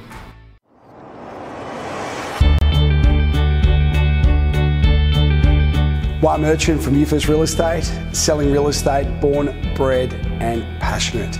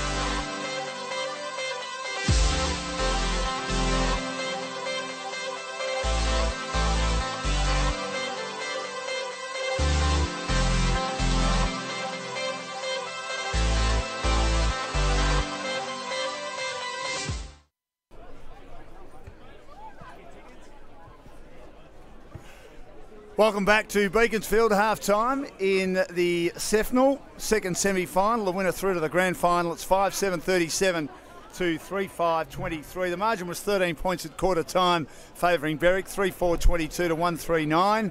And now it's 12 points at half-time. Just checking the Mornington Peninsula Football League in First Division. It's in the first quarter, and Frankston YCW, we know they're final specialists. Haven't had a particularly great home and away season, but always find a way to be there when the whips are cracking. And Narre win over Edithvale Aspendale last week, and they're 2-3-15 to 1-2-8 in the first quarter against Mount Eliza. The winner through to a preliminary final, the loser gone. The winner will play the loser of tomorrow's second semi down at Mornington between Sorrento and also Pines. Now in the preliminary final of the second division, and the winner will play Red Hill in the grand final next week. Red Hill looking for their first flag since 1990. Narre Warren, who've been the great story of this final series, have won 6 in a row, 4 home and away matches and 2 finals matches to get this far, when 6 weeks ago they were 2.5 games outside the top 5 and stormed home to replace Hastings in 5th position. They had a 20-point win over Chelsea and then thrashed a disappointing Coringal last week by 39 points in the first semi-final. Lost 2 key players in the second half. Their leading goal kicker, competition leading goal kicker Jesse Murphy, and also Nick Tuddenham with a season-ending knee injury, but still won easily. But Dramana have had a good start. Dramana, of course, have had a great year. They've only lost 1 game going into the second semi last week and got beaten by Red Hill despite starting the better. And it was a good performance by Red Hill to beat them last week. But Dramana 20, they lead Langwarren 0. We'll keep updating those scores for the rest of the day. Of course, no AFL, with the AFL finals on next week, having a bye this week. It kicks off on Thursday night. They'll get 90,000 despite it being a school night and work night. More a school night than a work night, I think. Adults recover anyway. A lot of adults might go out on a Thursday night and still recover and be right for work the next day, one way or the other. With the greatest respect to kids, they do need their sleep. But anyway, they're having the final despite the ticketing problems They'll get a massive crowd next week, Richmond and Hawthorn. The winner will go through to a prelim. The loser will play the winner of 5th and 8th, which has been played on Friday night in an elimination final between Melbourne and Geelong. And this could be the most intriguing match of the final series, because I think both teams are capable, if they get through, Geelong with their top-end brilliance, Melbourne with their ability to score quickly, even though they do concede goals quickly as well, to go a fair way. And we know the two matches this year have been thrillers. Melbourne should have beaten them in round one. Max Gore missed a shot with a minute or so to go from 15 metres out directly in front. And then, of course, you had the situation 5 or 6 weeks ago down at Geelong when a big opportunity to kick a goal came the way of Zach Toohey, and he put his team in front, and they ended up winning with the last kick of the siren. So it was an outstanding performance by Geelong. So it's going to be an outstanding final, I would have thought, between Geelong and Melbourne. And then, of course, on Saturday, the elimination final, Sydney against an injury hit GWS. Not sure he'll come back for GWS. The winner will march on to play, of course, the loser of Collingwood and West Coast, which will be the Saturday night match to finish the first week of the finals being played at the new Perth Stadium. We need to congratulate the effort of the Beaconsfield Football Club. They're through to the grand final in the under-19s. They've also, of course, got a team in the first semi-final tomorrow in the reserves and also in the seniors. And they've done a great job the way they've organised this venue today and for making our broadcast possible. And I think we might get their Vice President, Shane Boland. He wants to come and say a couple of words. And we thank him very much, Shane. Great to have you with us. Good to finally officially meet you. Hey, mate, how you going? Going really well. Thanks so much for having us. And it must be a great honour to get to host a final. Oh, it's fantastic. I mean, we had the grand final last year, and we've been very lucky this year to have the female grand finals, Div 1, 2 and 3, and obviously today's game. So we're wrapped about it. And big crowd too, which is great. And you've got this unbelievable venue. I take it not open today, or is it going to be open later? Or no, it's not open today. We wanted everyone outside and create a great atmosphere, especially with the netball going and with the women. Yeah. We didn't want people up behind closed windows. So. Well, you must be wrapped with it. It's a terrific venue. I keep driving my mate, the coach, mad because I think it's the best venue I've seen in community football. Thank you. It is sensational, isn't it? There's a lot of hard-working people and families that got this up and going, so we're very lucky. So, yeah. And Beaconsfield into the grand final in the under-19s, how happy are you about that? We're bang straight in, which is fantastic, going for back-to-back. I mean, it's a good squad, and tomorrow, hopefully, we can move a little bit further with the Resis and the seniors. So. You happy with the way they're going? It was a good win against Cranbourne a couple of weeks ago. Yeah. I thought your form might have been a bit patchy throughout the year, but you found a way to at least finish the home and away season with more wins and losses. They're a young list too, you know. Yeah. 2 years ago we started out on this rebuild program with a young list, and they're learning, and they've got 2 seasons under their belt now, and they're getting pushed off the ball here or there, but they're getting bigger, so it's it's promising, very promising for us. And for the reserves as well, yeah. And the reserves as well, yeah, exactly. Yeah. Now you're heading off to Outer East next year. Yep. Personally, how are you looking forward to that? We're really excited. We can't wait because a great atmosphere, especially with the netball. And we spoke to all our players to make this decision, and all our players wanted to go with the netballers, and that was the only option we really had. So we're excited about it. Would have you preferred, in an ideal world, and we don't have an ideal world, that it was, I mean, this is an old story, and Cranbourne have been told during the week, but the clubs have voted against them. They've made the appeal, and at this stage they're likely to get in, but there's a chance some of the clubs might bring in legal action. I mean, that's not for you to comment on it, Shane, but would have you preferred, in an ideal world, to have gone to the MPNFL? Of course, definitely, and unfortunately, they didn't want us. We worked very hard with that, but... Does that hurt? It does a little bit.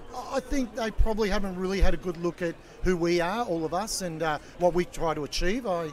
Yeah, it does hurt us a bit, but hey, we just move on, and it is what it is, and we'll make the best of what we got now, and we're creating a new league now. So we're not going to a league, Outer East is now a newly created league, so we're excited to be part of that and help everyone out with that. Is it sad to leave the SEFNL, or did you, obviously it's been inevitable for a while, hasn't it? Look, it's good to leave the SEFNL, to be honest with you, because the competition, it's pretty much split down the middle. We really needed divisional football for the lower 4 teams to be competitive, and for ourselves as well to be competitive and be challenged each week. But you need divisional football in general, in country and local footy, don't you? I mean, I see a lot of leagues, Bendigo, because my family live in Kite, and they've got 2 teams, proud teams, Castlemaine and Maryborough, losing by 30, 40 goals every week. Yeah. But the bigger clubs, the Sandhursts, the Golden Squares, the big Bendigo clubs, they want to keep it as is because they know, Strathfield say, they know they'll dominate each week. Yeah. At the end of the day, okay, it's good for them to keep winning premierships, but it's almost like a false dawn, I would have thought. And they're not the only league. There are a lot of other country leagues like that too that probably can't have divisional football because of the geographic situation.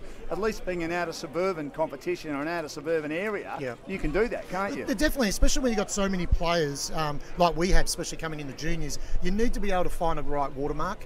And, you know, there's not enough spots for all the juniors that we have in our team. So if they can go to other clubs and find the right watermark that within the divisional structure, it's good for football. They stay within football, we don't lose them. No, that's exactly right. Shane, I really appreciate you having us here today. We're having a lovely time. It's a good game of footy. Who's going to win, do you think? Berwick seem to have all the answers, but Narre, 2 weeks ago, their coach said they played bruise-free football, and I wonder whether subconsciously, unintentionally, they were looking ahead, knowing that the match meant nothing to them, but today it means everything to them. Obviously. Yeah, it does. Look, I'm going to be selfish, and I think Narre 1 will get up because I prefer to play Berwick next week. Do you really? We do, yeah. I think we can take it up to Berwick. Can you? Yeah. Well, you were very good a few weeks ago. You started slowly, and when we first called here a few weeks ago, but you finished all over them. They looked a bit tired. We've played them 3 times, and we're learning each time, these kids. So you're getting closer each time. We're getting closer each time. Very good. Good on you, Shane. Mate. Thanks for coming. Really appreciate it. Thanks so much for having us. No worries. Good on you. Shane Boland, heavily involved with the Beaconsfield Football Club, who helped organise the day today for us in being able to broadcast for you on GameFace. And 5/7:37 to 3/7:25. The Narre players are out, the Berwick players are out as we get ready for the second half. And yes, just talking about the AFL before, Collingwood and West Coast should be an intriguing match. Magpies, that defence, how it's managed to stand up and keep teams to low scores. We've got that excellent forward line. A number of players have kicked over 20 goals, very young forward line, but doing a tremendous job. So 3/7:25 to 4/7:37, 5/7:37. A 2-goal lead at half time.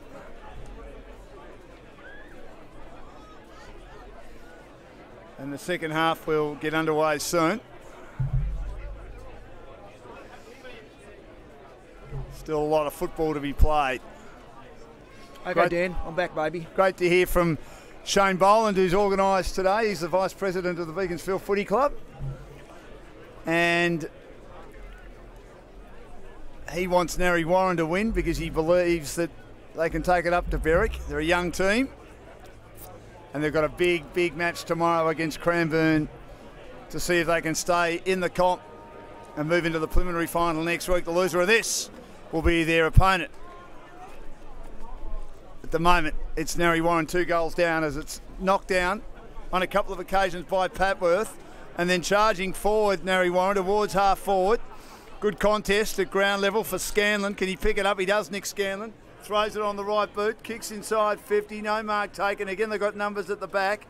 Piper does well to get a hand pass to West and a handball to Ash Smith and a hand pass across the goal line to Risley and then to Brennan in the back pocket, and he chips further afield.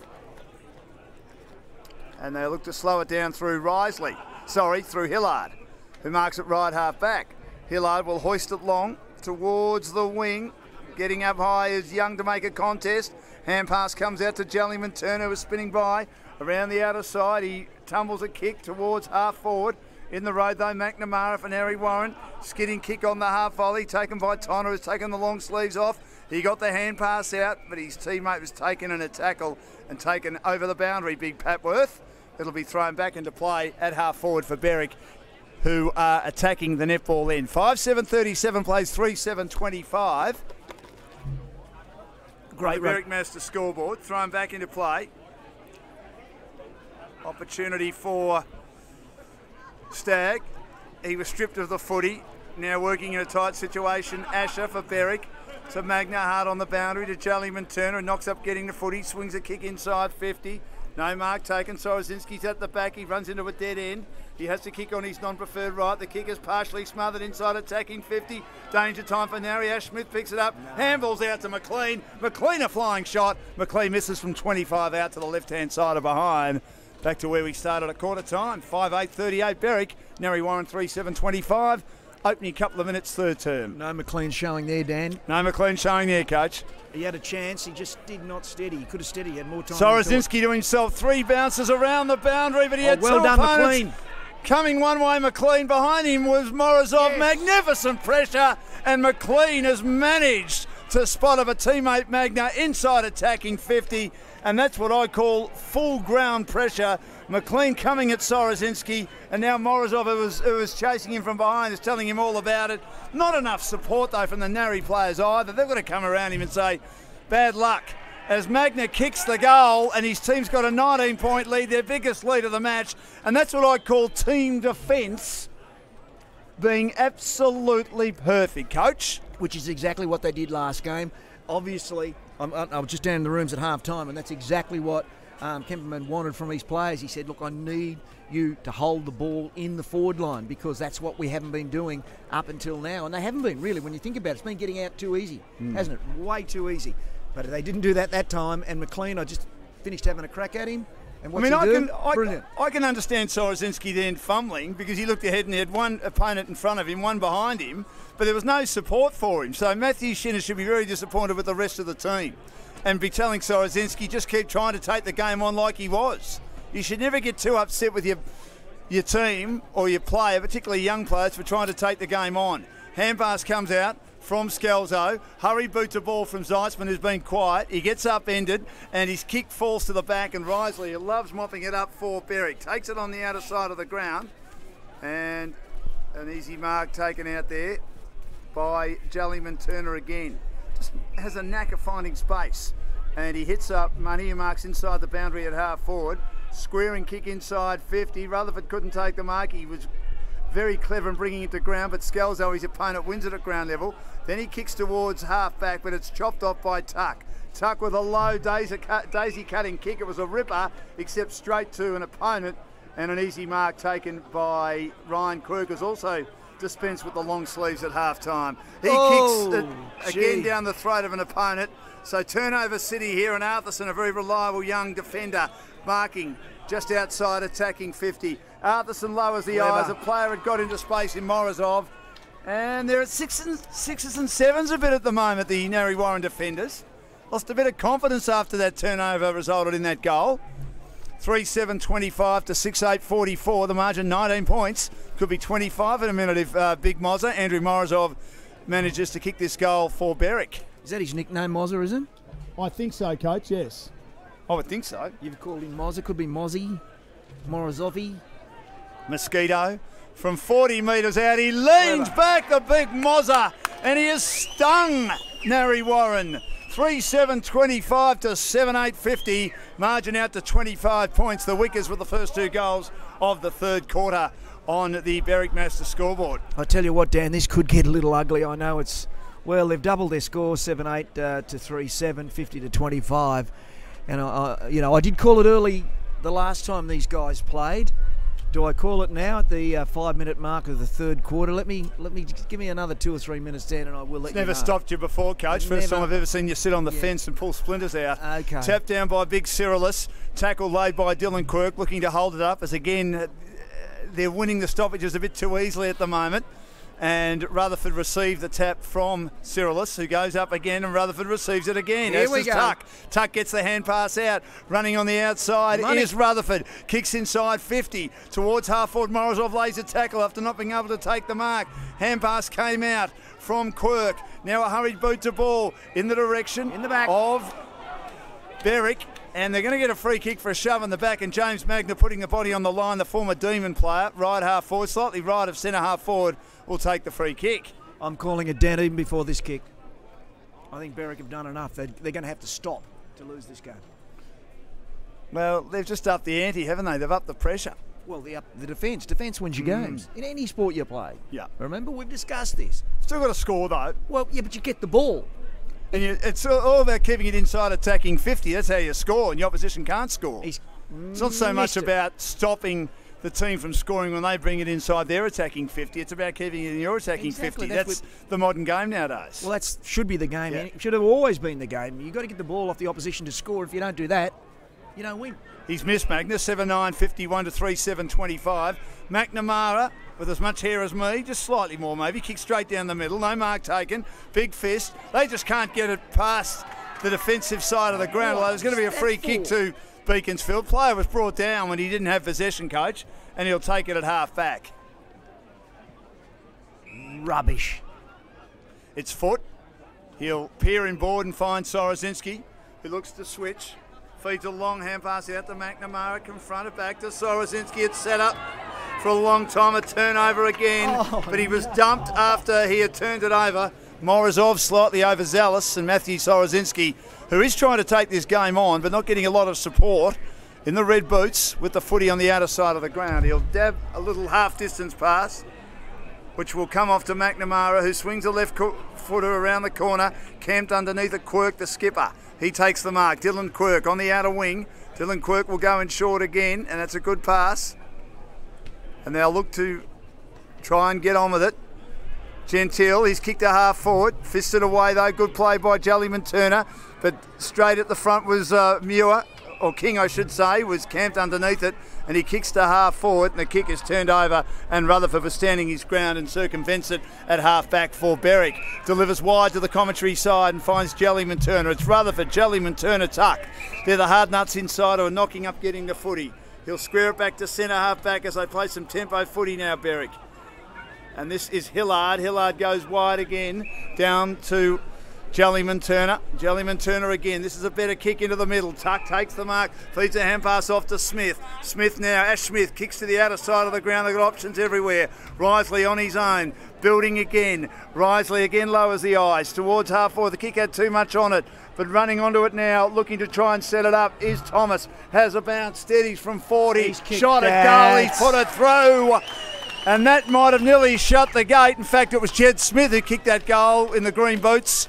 And he was right underneath the scoreboard, 8-9, 57 to 3-7, 25. Margin out to 32 points, and really, that was a little bit too easy, the way they played tempo footy, used the footy well, and Narre Warren weren't running at them. They're more worried about trying to protect a player and stop their opponents from getting near it, but they eventually had loose men everywhere. Once again, that started in their back line, the Berwick back line. Transition into the centre. Risley is having an absolutely brilliant game today, Dan. He's having a stunner.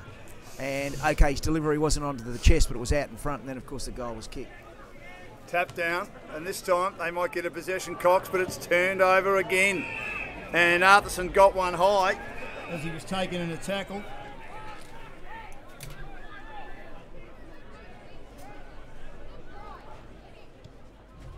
And a free kick down the ground a bit to go to Thomas.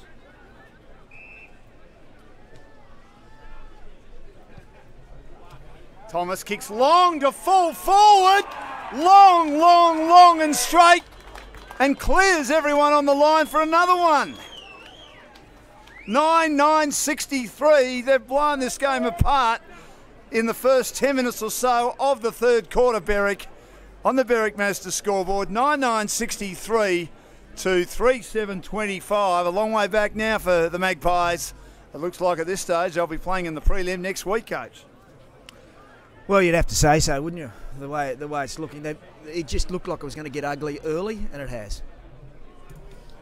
Second goal for Thomas, who's been very creative. This time out of the middle, they win a rare clearance. Narre Warren Quirk got it out towards Tonner, who kicks to half forward, who continues to battle hard. At ground level, there's going to be a free kick, I think, as Risley might have been crawling into the back of Foot, and he'll take it attacking side of the centre square. Nathan Foot, wearing the very, very dark black boots, kicks in towards the pocket. Good kick, good lead. Toner, the youngster, takes the mark in the left forward pocket at the residential or town end of the ground. And they need this. To say they need this is the understatement of the century. It's not. I mean, it's not beyond them, but you know they've only kicked 3-7. Have not kicked a goal since the 13-minute mark of the second quarter. To say they need this is like saying the Kennedys are gun shy. Here's an opportunity for a shot at goal from Toner. Toner kicks the goal. And is this the start of the long climb back for the Magpies? The issue has been consecutive goals, yet to do it nearly 2.5 quarters. We've played 12 minutes in the third quarter in GameFace's coverage of the SEFNL second semi-final between the top two teams, Narre Warren and Berwick. Remembering that Narre Warren finished the home and away season on top, but their form in the second half of the year not as good as the first half of the year, while Berwick's form in the second half of the year has been virtually flawless. And they're producing that again today. 4-7-31 Narre Warren, 9-9-63 Berwick. There just seems to be too much class all over the ground at the moment, though, Dan, for Berwick. They're just, as I said, they're transitioning much better. But It ain't over. It's not over. Again, a hand pass was run down against Narre Warren, but they got players back into the centre square. Tonner to McNamara. McNamara's kicking at times, a bit speculative, into a contest at half forward, and emerging with the footy is West for Berwick. He charges and drives to half forward. McLean, a good contest. May have been holding onto his opponent. He was, and it'll go to Ryan Quirk. No, it's against Quirk. It'll go to McLean. Gee, I thought they were both holding. Anyway, McLean takes the free kick and drives it long. Young. Yes. Did he control it inside the line? Yes, I think he did, the big ruckman. I wasn't sure whether he actually controlled it right inside the line. There's no replays. In fact, it's Gunn who's taken the mark, 22. Young is 52. That was an excellent mark. And he has to try and hook around the body and kick this. He hooks around the body and he kicks the goal. They've got all the answers. 10-9-69 Berwick. Narre Warren 4-7-31 margin out to 38 points. Again.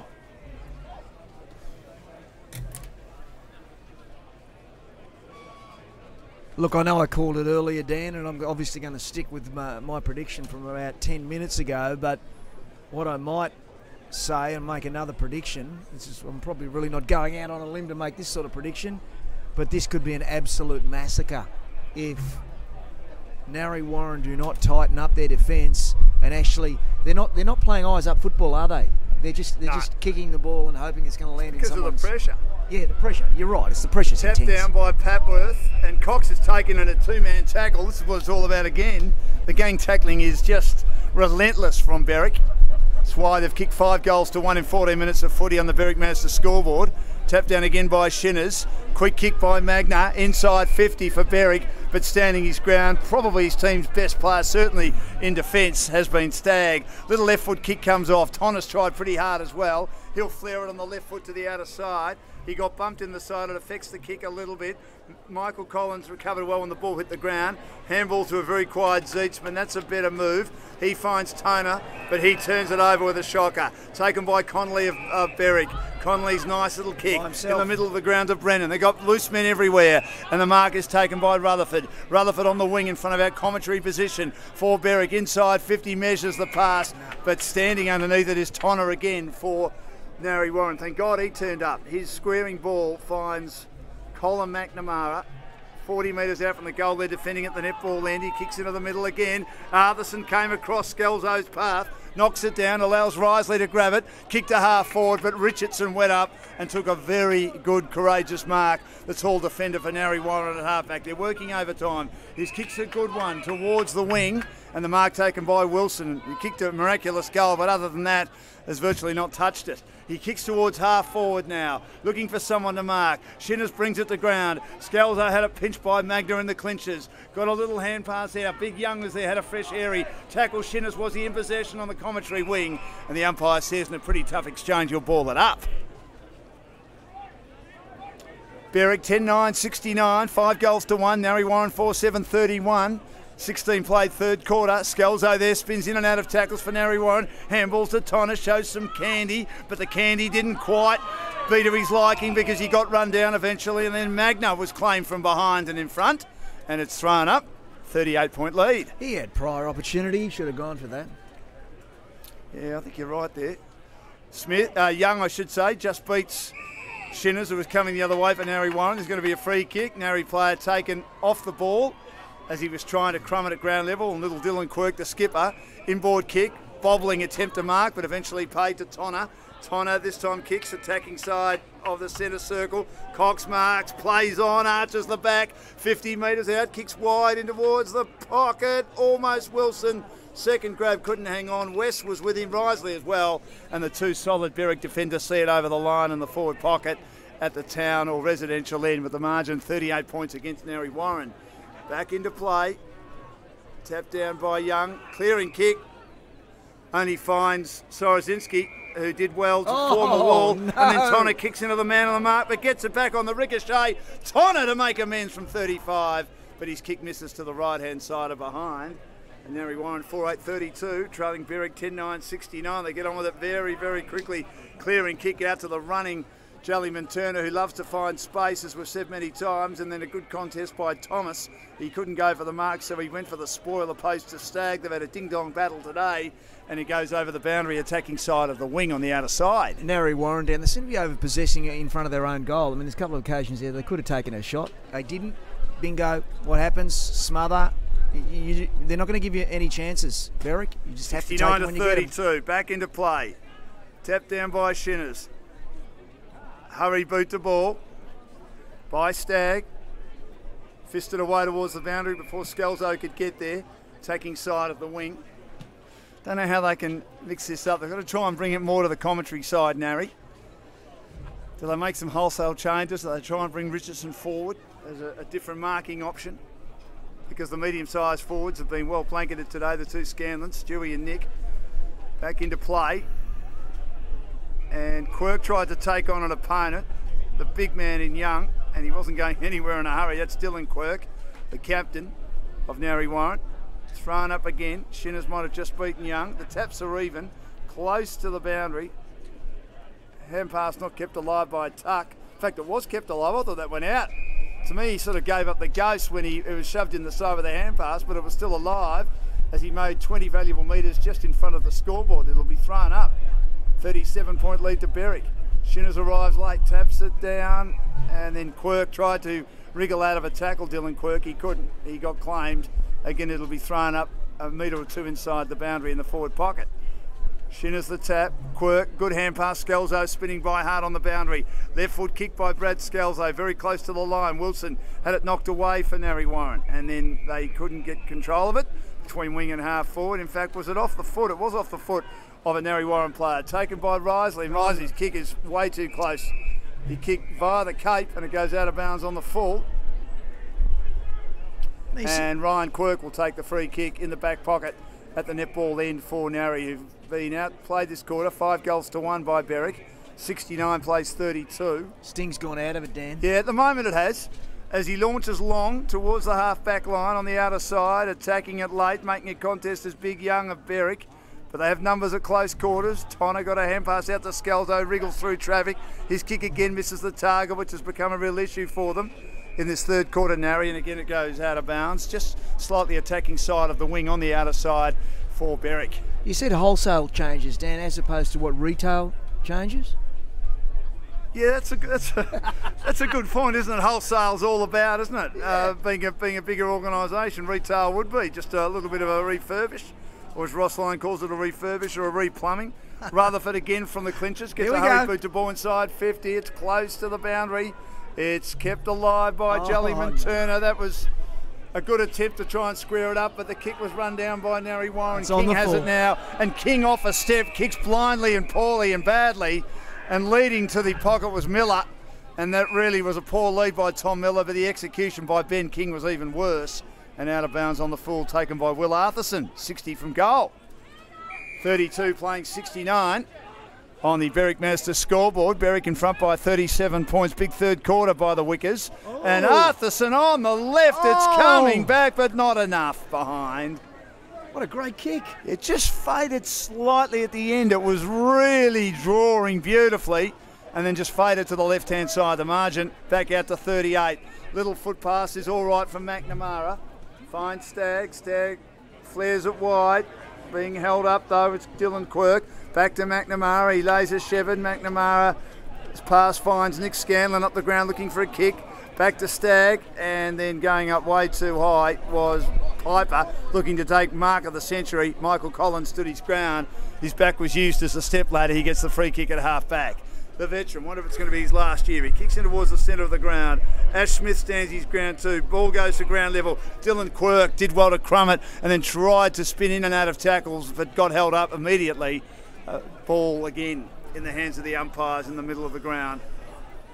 Feel some rain coming on, 70 Dan. to 32, margin 38 points, Berwick's way. The tap down by Young, but sharked by Stagg towards half forward. Risley dropped what he should have taken. Toner mops up for the Magpies. His hand pass misses the target again. Good work though by Shane Scanlon. Got the hand pass out to Scalzo. Chips over the top. That was better. And Nick Scanlon had a little bit of space to work in. Marks 15 out directly in front. So again,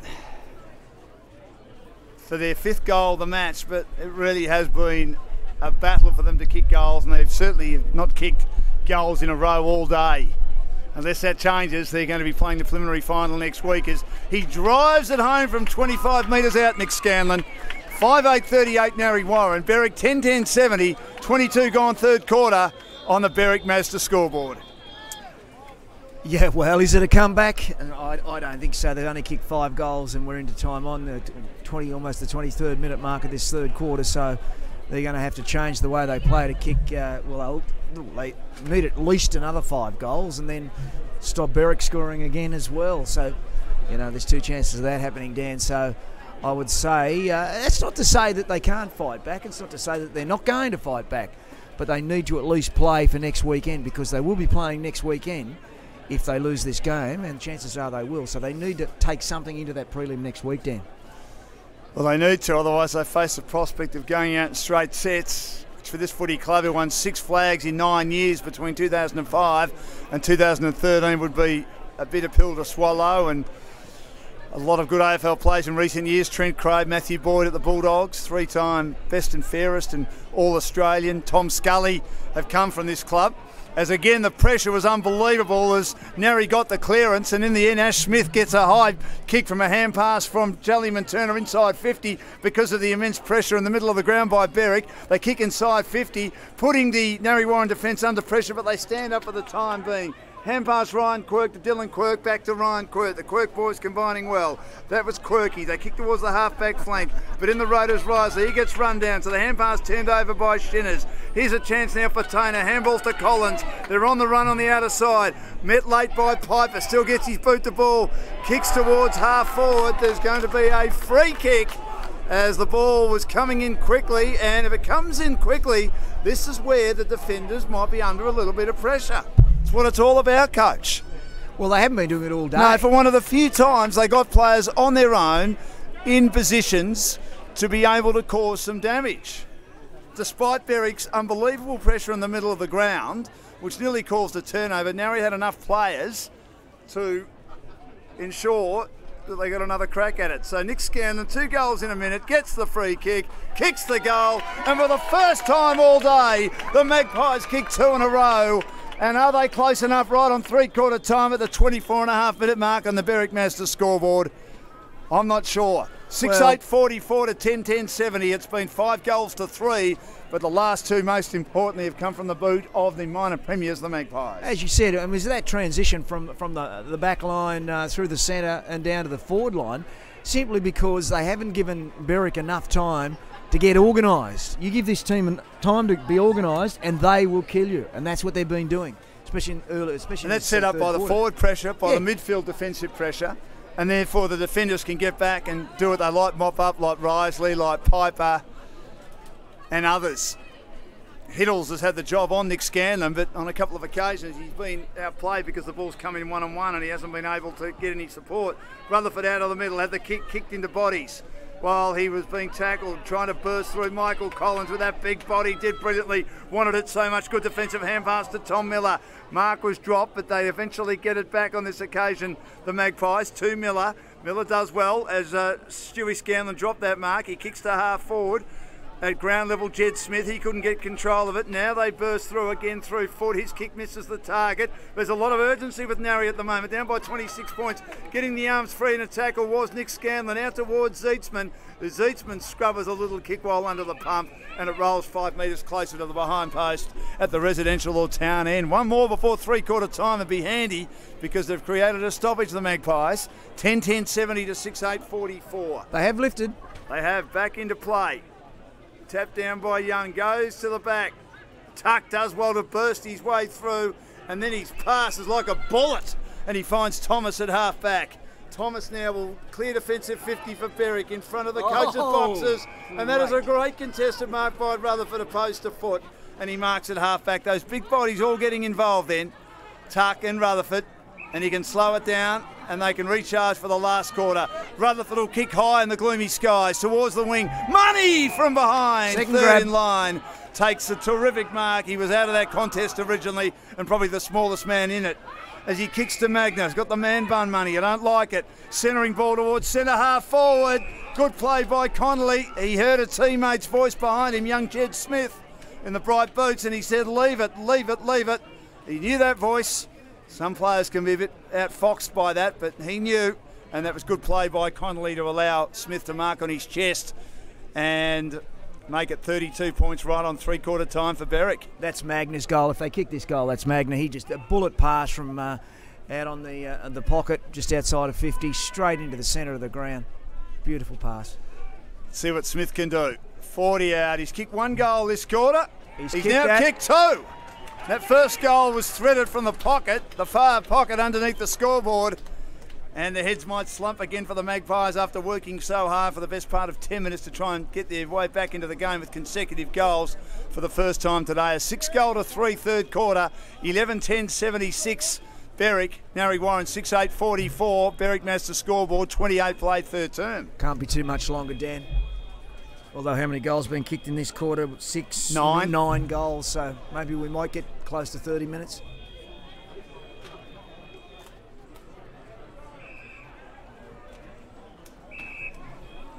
Going to be a free kick out of the middle. There's just nothing that that they can do about it, Narre Warren. Is it Berwick just almost like they take a bit of a rest? They do. And then they come back. Magna. He'll square it wide to Risley, who's just deciding to come up for an afternoon stroll from defence. Kicks inside 50. And the pack was collapsed. There's going to be a free kick to go to McNamara against Rutherford, who tried to take mark of the century. There was another effort by a Berwick player earlier in the game, which didn't come off. But the idea was good. It was called crashing the pack to allow the runners to run onto it. Davies into the back pocket, switching from the outer back pocket to the commentary or pavilion back pocket to Stagg. In short again to Foot, right on three-quarter time. Great quarter of footy by Berwick. They kicked 6-goals-to-3, and Narre Warren have got the job in front of them to try and win and move into a grand final in 2 weeks' time.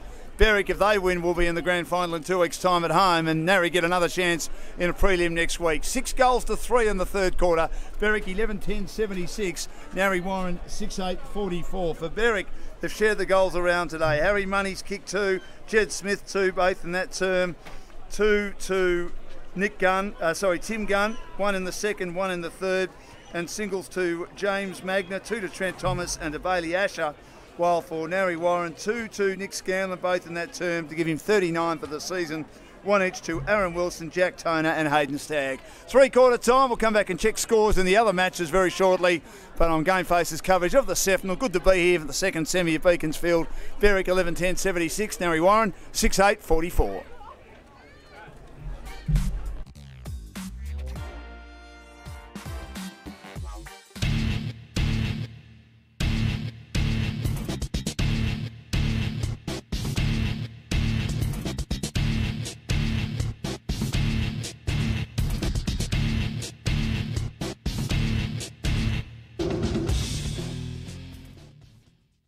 Hi, I'm Austin Phillips. Look, if you are thinking of buying or selling and you want a great experience, you want world-class service, I'd like to catch up for a cuppa and do some business with you.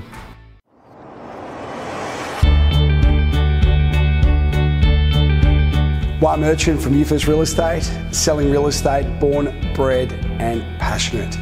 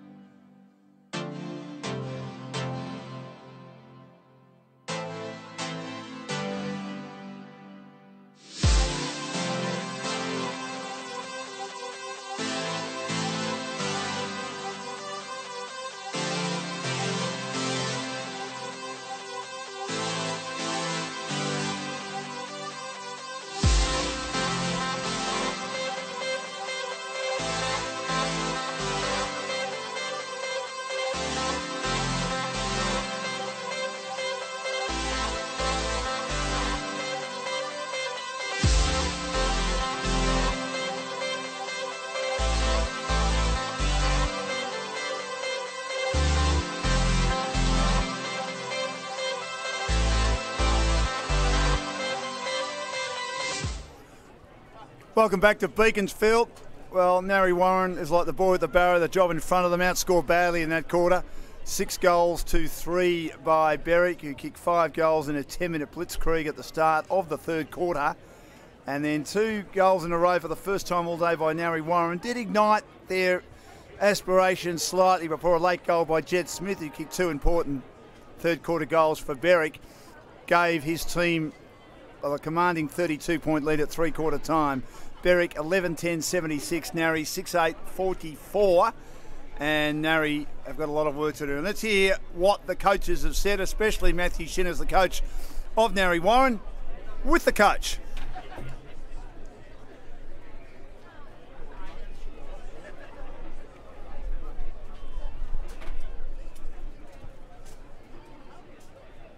Not getting the coach at the moment. We'll endeavour to get him very, very shortly. And the lead is 32 points at the moment. And he's obviously gone into both coaches' huddles to see if he can glean what Matthew Shinners and Stuart Kemperman are saying. I'm sure with Stuart Kemperman it's all about the forward pressure. And Matthew Shinners would be just go for break. They just need goals desperately. We'll try the coach again, see if we've got better reception now. Okay, we're back. Thanks, Nick. Basically, upset than he is for Narre Warren. Signs are good, but they're just not completing those tackles. A little bit. He thought that they had a chance of actually in that. Was the he's saying, look, we've got a game next week. We've got to make sure we finish this one hard and strong.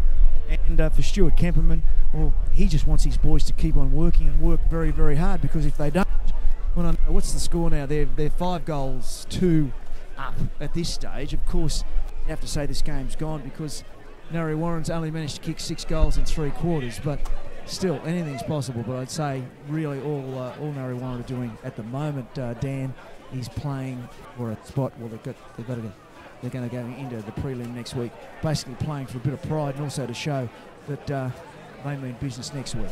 Back to you, mate. Thanks, Coach. Interesting comments.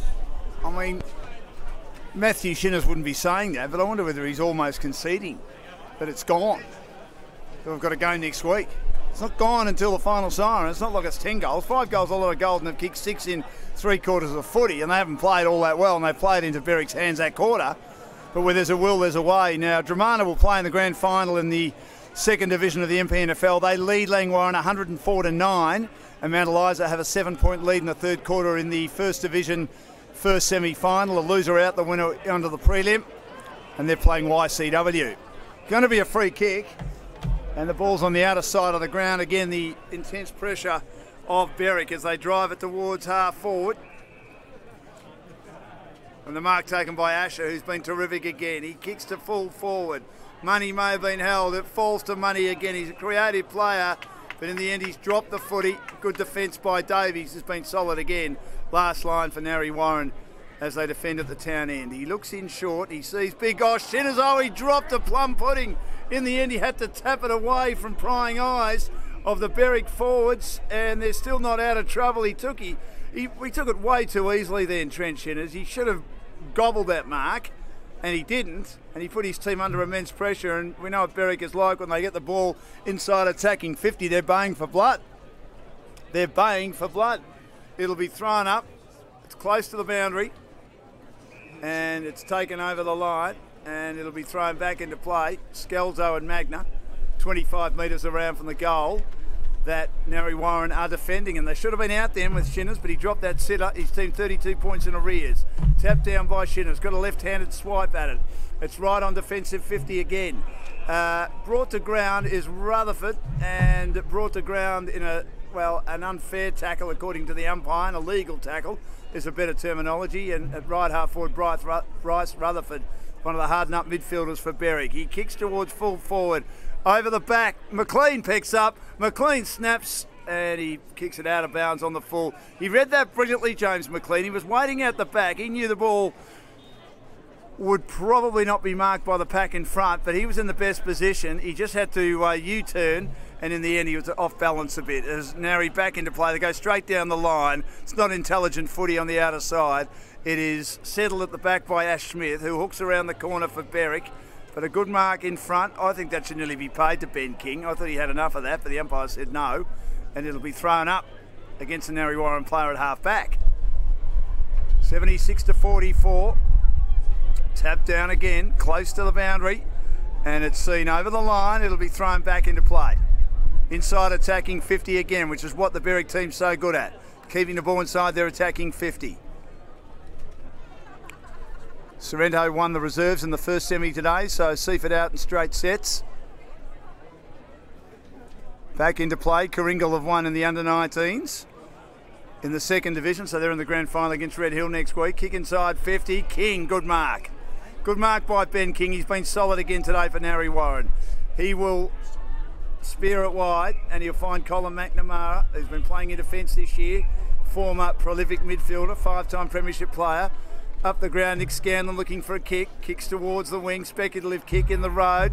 Good play by Hillard, a hand pass to Hiddles. He got his hand pass out to Young. I had the kick run down. Ricochets back to Riley Hiddles, who can't get possession of the ball.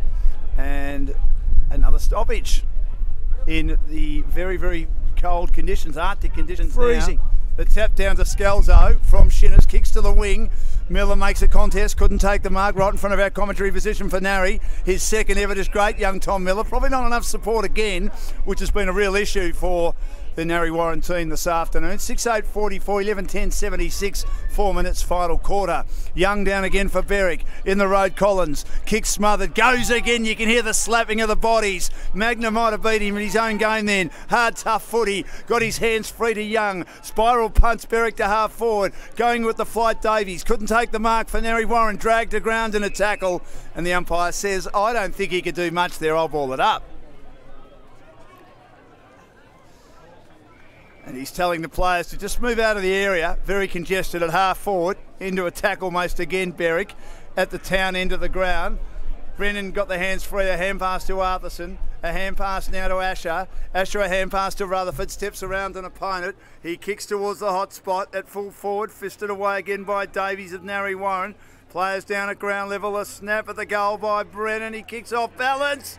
It had plenty of carry on it, but I think it was touched right on the line. It was by Stagg, who's been a good player for Narre Warren today. So the first score of the last quarter goes to Berwick. Lead out to 33 points, and it'll come back in the kick in by King as Magna cut it off at half forward. Didn't take the mark, but controlled it nicely, and his pass finds Thomas left half forward, 45 from goal. And if the game's not already done and dusted, it will be now, you would think. Very creative today, Thomas. Number of goal assists. And from 45 metres out, he misses behind. So narrow again. 11-12-78 Berwick. Narre Warren 6-8-44. And that's on the Focus on Furniture scoreboard. Another proud sponsor in this great competition.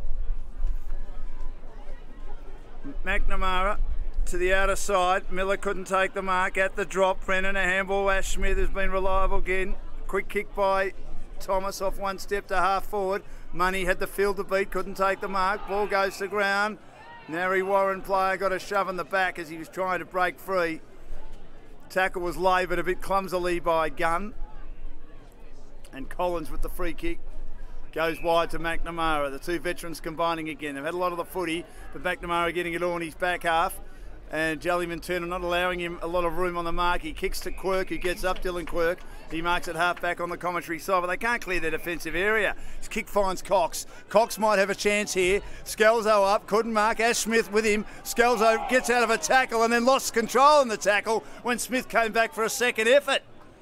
Just when you thought they might have had a slight opportunity to get away, Ash Smith again too strong with all that AFL experience, wins the day as he kicks across the face. In short to Brennan. Brennan back towards the middle of the ground. And Hillard. And he'll flare it out to the commentary side. Asher. Another foot pass. Jellyman Turner. Half distance pass good. Asher thought about a hand pass to Ash Smith going by. Foxes his opponents, walks around Sorozinski, kicks inside 50. Money does well to attack it, had it fisted away again. At the drop, good play by Tonner. Handballs to Miller. Miller charges through the middle. It's 1-on-1 footy. Out the back, looking to get it now. If they can pick it up, they're under tremendous pressure. That should really be a free kick to Narre Warren. It will be. That was good play by the player who stepped to the back then and earns the free kick in Michael Collins. What he did then was he sort of lost his footing. Accidentally, deliberately, as my son used to say when he was 5 or 6 years old, and it forced his opponent to tackle him on the jumper, and that was Reece Piper. But Collins just kicks right across the face and hits the outer behind post. It's out of bounds on the full, so no score. 44-78. Focus on Furniture scoreboard. Couple of behinds to Berwick this quarter. 8 minutes played.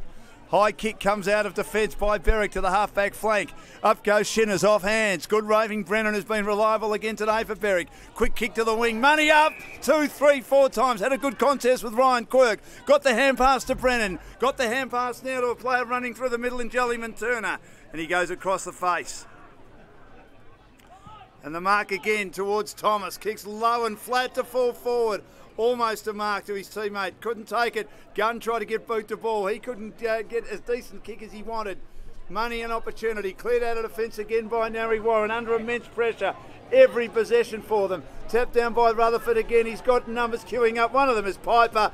Piper will set sail from 45 metres. Across the face again, and Money can't keep it alive, opposed to Ryan Quirk, which has been one of the best individual battles of the day. Money's kicked a couple, but Quirk has done a pretty good job on him, as the ball's come in there so often today. No goals have been kicked in the first 9 minutes of the last quarter. Margin 34 points. Favour of Berwick. Tap down again, they're deep into attack. There's a snap at goal, and it's out of bounds on the full from Connolly. In fact, no, it squeezes through for a behind. 11-13-79 to 6-8-44. 3 behinds to nothing in the first 9 minutes of the last quarter on the Focus on Furniture scoreboard. So McNamara to kick back into play. Well, I think Matthew Shinners is right. They can get ready for the preliminary final next week. Narre Warren, it'd be 2 disappointing efforts against Berwick, and if they get them in the grand final, I wonder how much their confidence has been eroded. They've got to get there yet. Fisted down at the drop is Sorozinski. It was a big kick in by McNamara. It went to the centre of the ground, and Sorozinski's kick has travelled a long way to a vacant forward line. It went about 60 metres and ends up underneath the scoreboard, out of bounds in the forward pocket at the netball end. So 2 kicks has got the ball deep into attack from full back for Narre. They need to make something of this stoppage. And then again and again. They've kicked 2 goals in a row once today. Back into play. 25 metres around from the Magpies goal. They're in arrears by 35 points. It's knocked down, picked up by Scalzo. Scalzo shakes the tackle, kicks the full forward, fisted down, and they concede their first score of the last quarter of behind. Hillard did well to get a hand on that. 6-9-45 to 11-13-79. Focus on Furniture scoreboard.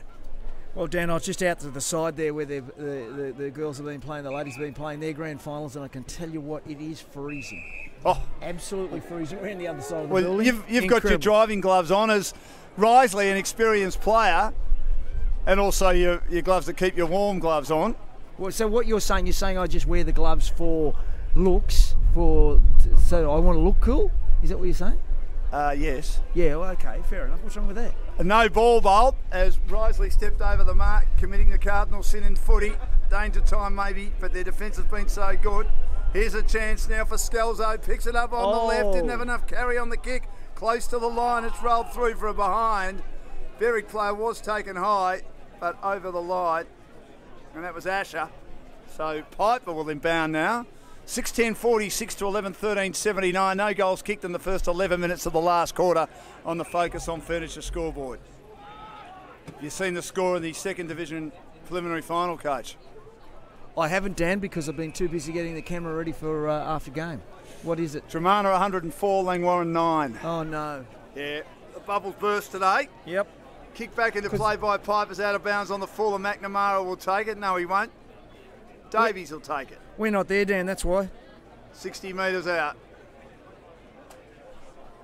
from goal. He kicks long to full forward. Smith up, fists it through for a behind. 6-11-47 to 11-13-79, the margin 32 points.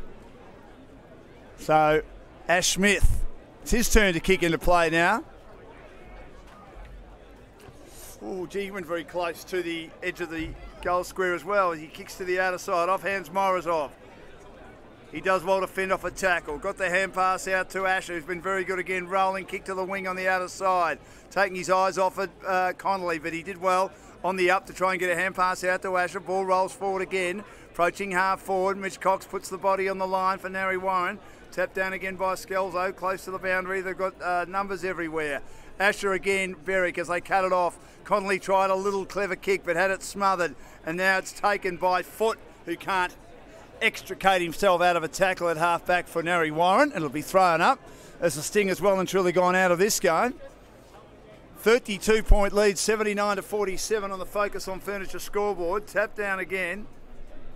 Comes out to Cody. Cody's hand pass sells his teammate Skelzo into trouble. They got back up in King. They got back up in Tonner. Back up in Skelzo again. Gets confronted as he works his way across half back towards Sorozinski, who went without it but was held by Risley. Wants to play on and does. Handballs to Toner. Back to Sorozinski. All happening at half back on the commentary side. Goes back inside with a little kick towards Tonner. Tonner switching to the outer side of the ground for the Magpies. Finds McNamara, 32 points behind. He works behind his opponent, in short again. And this kick comes off. And the mark is taken by Stuart Scanlon. He kicks into the pocket. That's an excellent kick.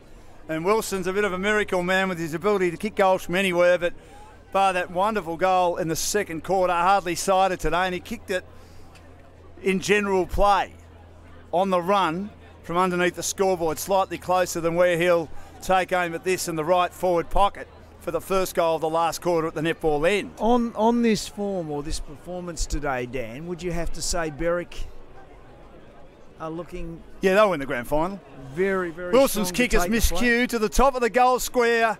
And again, those miserly defenders who hate conceding anything shove it through for a behind. Risley, 4 behinds to 3 in favour of Narre in the last quarter. 31-point lead on the Focus on Furniture scoreboard. Ash Smith back into play for Berwick. Commentary side. All Magna had his hands knocked away as he tried to mark.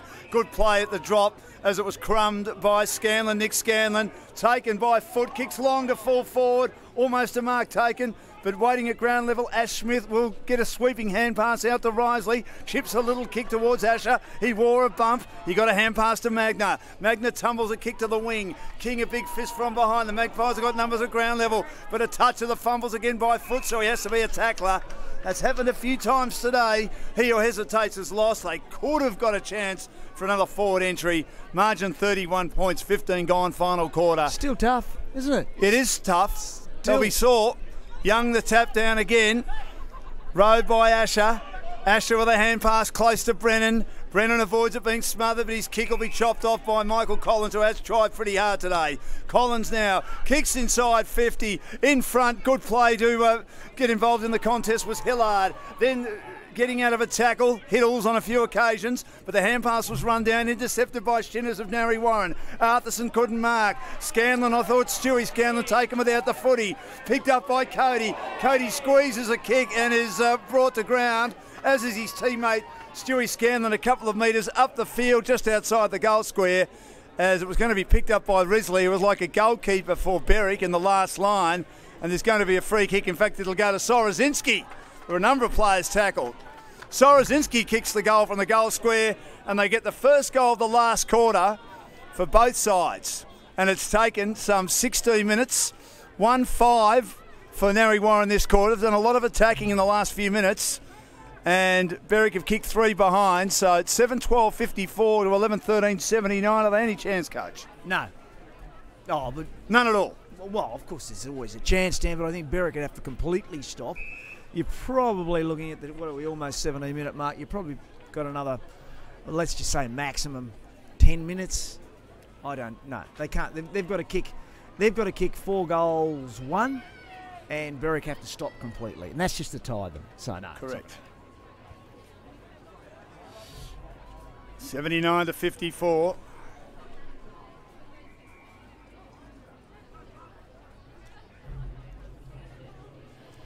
Thrown up in the middle. Young taps it down.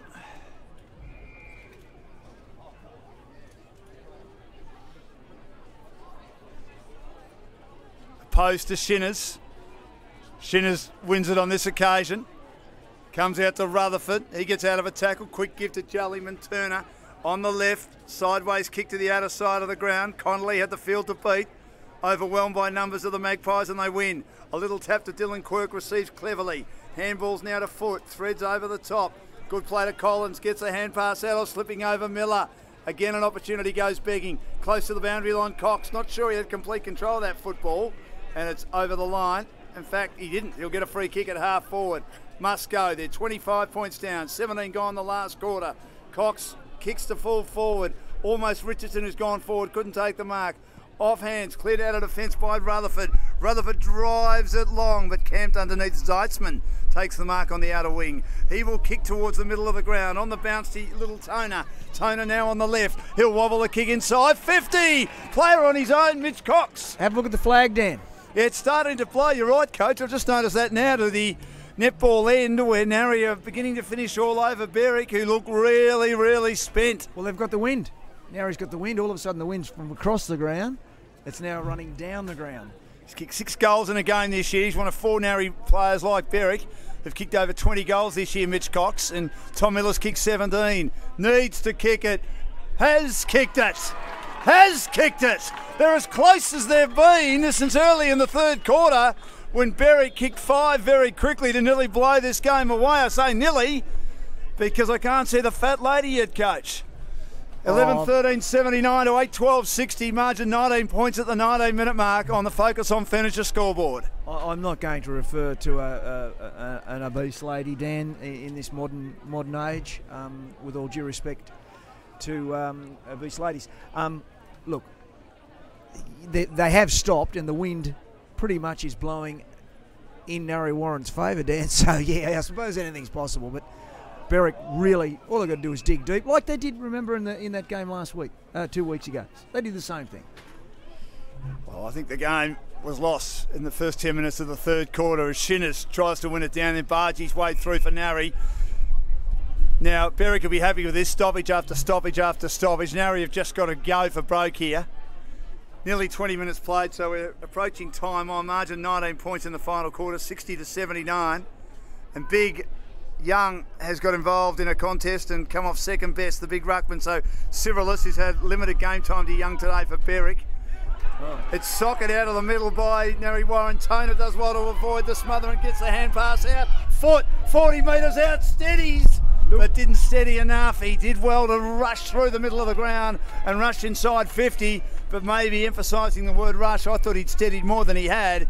He misses. Opportunity goes begging at the 20-minute mark, but again, good play to win it from the stoppage by the Magpies, who trail by 18 points on the Focus on Furniture scoreboard. Big fist from behind. Good play by Toner, but at the drop taken by Brennan. Brennan sharked it and kicks very, very high towards the wing. No mark taken. Richardson at the back. Drives the Magpies back inside 50. Arthurson up. Drop what he should have taken. Avoids the tackle. Gets the hand pass out to Rutherford. Rutherford always breaks tackles. Now he kicks towards a 2-on-1 contest. Big Cyrillus on the ground. The second ruckman marks for Berwick at half back. Jesse Cyrillus. Just shut up shop now. He will drive the ball long, hoist it towards the wing. It holds up a little bit in the breeze, and Ben King gets up. Connolly was looking for a way through, but had to jump about 4 metres behind. Delivers towards Cody. Couldn't take the mark. A late spoil was clever. Good play by Hiddles, but he's virtually laying an egg on the bottom of the pack, but the umpire was inside and blindsided. Couldn't see it, and it'll be thrown up in front of our commentary position at Beaconsfield. 61-79, margin 18 points. Getting a little urgent now for Berwick, but I think time will beat Narre. Tapped down by Shinners. Clearing hand pass, Dylan Quirk. Got it to Trent Cody. Cody, a high ball, hopeful ball inside 50. Attacking it hard, Shane Scanlon. Jesse Davies is there. Can't get boot to ball. Berwick scrambling. Good play, Arthurson. Hand pass run down. Could have nearly been holding the ball. Did a jar free in the tackle. The umpire said no. And once again, Berwick will settle for a stoppage inside their defensive 50 at the netball end. And you're right, that breeze has picked up alarmingly. It's getting tasty, isn't it? It is. They need another one though. Shinners wins it down and on the left drives it forward. It's tapped down. Oh. A chance now for Toner, but he went without it. Good play by Shinners, but he missed it from the Papworth tackle. And tap taken now by Piper, hard on the boundary, gets offloaded for Berwick, kicks to the wing. Money couldn't take the mark. Good play by Ryan Quirk, and getting legged is Scalzo. As he was there at the drop, he'll take the free kick, attacking side of the wing. He's on the left, he'll kick long. There's urgency everywhere from Narre Warren. 3 or 4 in line, no mark to Scanlon in front. The crowd goes up, and then at the fall, Rutherford's there, does well to avoid the little smother, and then delivers over the top to Magna. They can slow it down in front of our commentary position. He's issuing instructions, Magna. He'll kick high. Again, it's holding up in that breeze on the commentary side. Narre have got it where they want it. At the fall, it's grabbed by Dylan Quirk of Narre Warren. He kicks to half forward. Face-saving mark, though. Excellent mark to Nick Hillard. Has been one of Berwick's best today across half-back. Hold it up, son. That's all you got to do. 61-79, 23 played. Focus on Furniture scoreboard. He hoists it to the wing again. Through the fingers of Travis Tuck. Unopposed. Putting the body on the line. Magna slips now towards Thomas. Got his hand pass inside, but his teammate under the pump. But he was tackled immediately. No prior opportunity for Brennan. It'll be thrown up. 18-point lead to Berwick. Tap down again. Good play by Papworth, and then a pack forming at his feet in front of our commentary position. Not going anywhere. On the bottom of the pack is Stagg, who's been very good today for the Magpies. Tap down Cyrillus.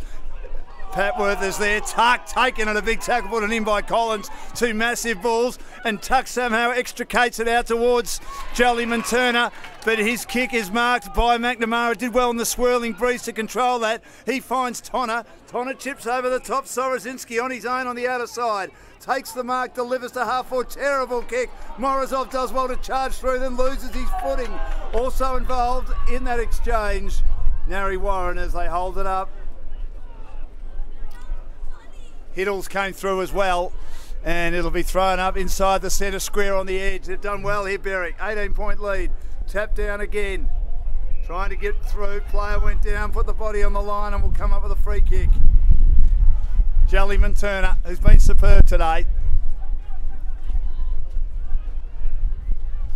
And he'll slow it down. They'll lead by 18 points. Time, I think, is going to beat Narre Warren. It's been a good fight back, but they'll rue that 10-minute period in the third quarter where Narre put the foot on the pedal and dominated. Nothing like a good ruining, Dan. Kicks to Asher. Asher kicks down the line to the wing. It's a good mark. Standing his ground, Money at about 3 around him. He's much smaller than most of his opponents. He takes a good mark overhead for a little fella.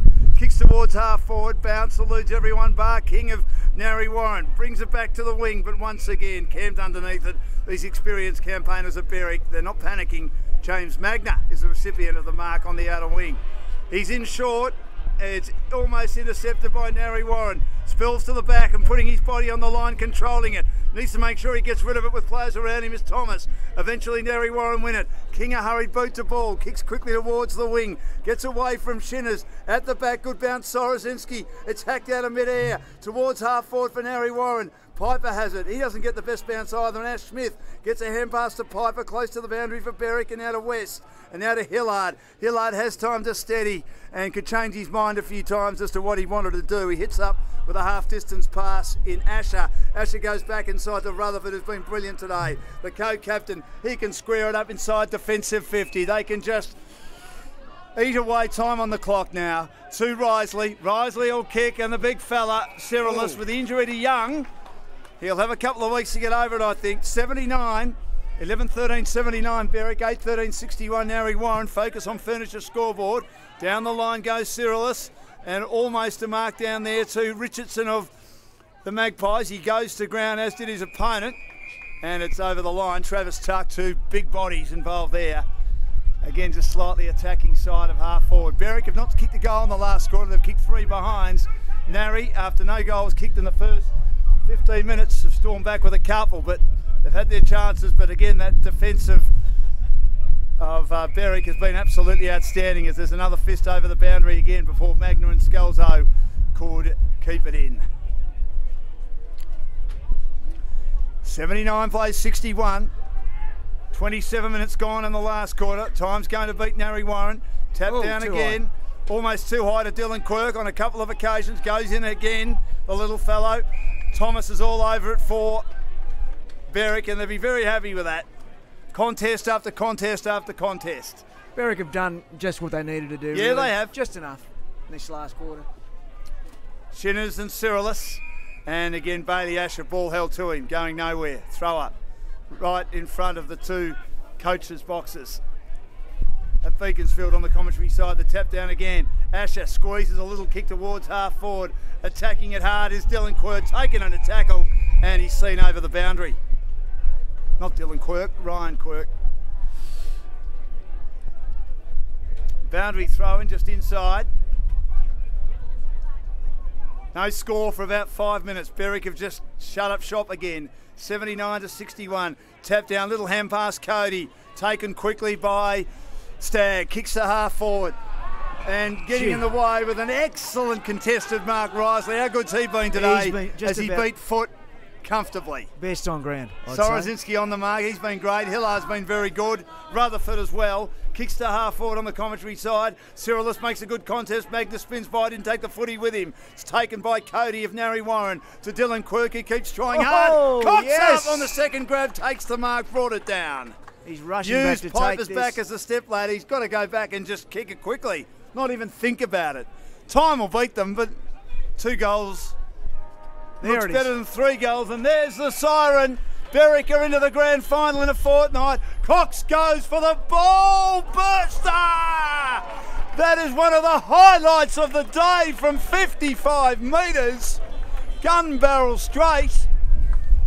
And that went post high. He got onto that with the breeze. They just needed more of that early on. But Berwick are into the grand final, 11-13-79, beating a very gallant Narre Warren, who can probably look back on the first 15 minutes of the third quarter, which cost them the game. 9-13-67. There were no goals for the first 15 minutes of the last quarter. They stormed home, kicked a couple quickly, and in fact kicked the last 3 goals of the game. And then Berwick got numbers back, did what they do best. They held ground, they held firm, they held sway, and they got their big bodies around the contest and made sure there was stoppage after stoppage after stoppage and got the job done. 11-13-79 outscored in the last quarter. 3-5 to Narre Warren, 3 behinds to Berwick. But Berwick do enough to win by 2 goals, and they'll play in their 4th consecutive grand final in the SEFNL since this competition was played in its current format, looking for their 3rd flag in 4 years and the last year in the SEFNL, while Narre Warren, no doubt, with their under-19 team playing off in a cutthroat first semi-final tomorrow against Pakenham. They've got the opportunity to watch that, then watch the seniors and see who their opponent's going to be in the preliminary final next week, either Cranbourne or Beaconsfield. And of course the reserves, well, that's going to be between, and that should be an interesting match, Cranbourne and Beaconsfield, as well as the seniors match tomorrow. Earlier today, Narre Warren, after losing 2 weeks ago to lose top spot in the reserves, beat Berwick comfortably to move into the grand final, and Beaconsfield also won in the under-19s to move into the grand final. So Berwick involved in 2 preliminary finals next week, but their seniors are not. They're in the grand final, 11-13-79 to 9-13-67. Just quickly checking the goal kickers in this match today. For the Berwick team, 2 to Gunn, 2 to Harrison Money, 2 to Jed Smith, 2 important goals in the third quarter, 2 also to Trent Thomas. Bailey Asher kicked 1 goal, James Magna kicked a goal, and so did Andrew Morozov. While for Narre Warren, their goal kickers, a goal to, in fact 2 goals to Mitch Cox, both in the last quarter. Aaron Wilson kicked a goal, Jack Toner, Hayden Stagg, 2 goals to Nick Scanlon and a goal also to Trent Shinners. 11-13-79 Berwick, 9-13-67 Narre Warren, and Berwick is into the grand final. Thanks very much for your company today, and we'll have more football on GameFace right throughout the week. And don't forget our footy shows on the MP-NFL and our second division footy show, the grand final show. Looks like the grand final will be between, you'll be able to check the scores on your GameFace app, will be between Dramana and Red Hill. Last score we had was 104-9 in the preliminary final between Dramana and Langwarren. And we will have the second division footy show live from the Grand Hotel in Mornington this week.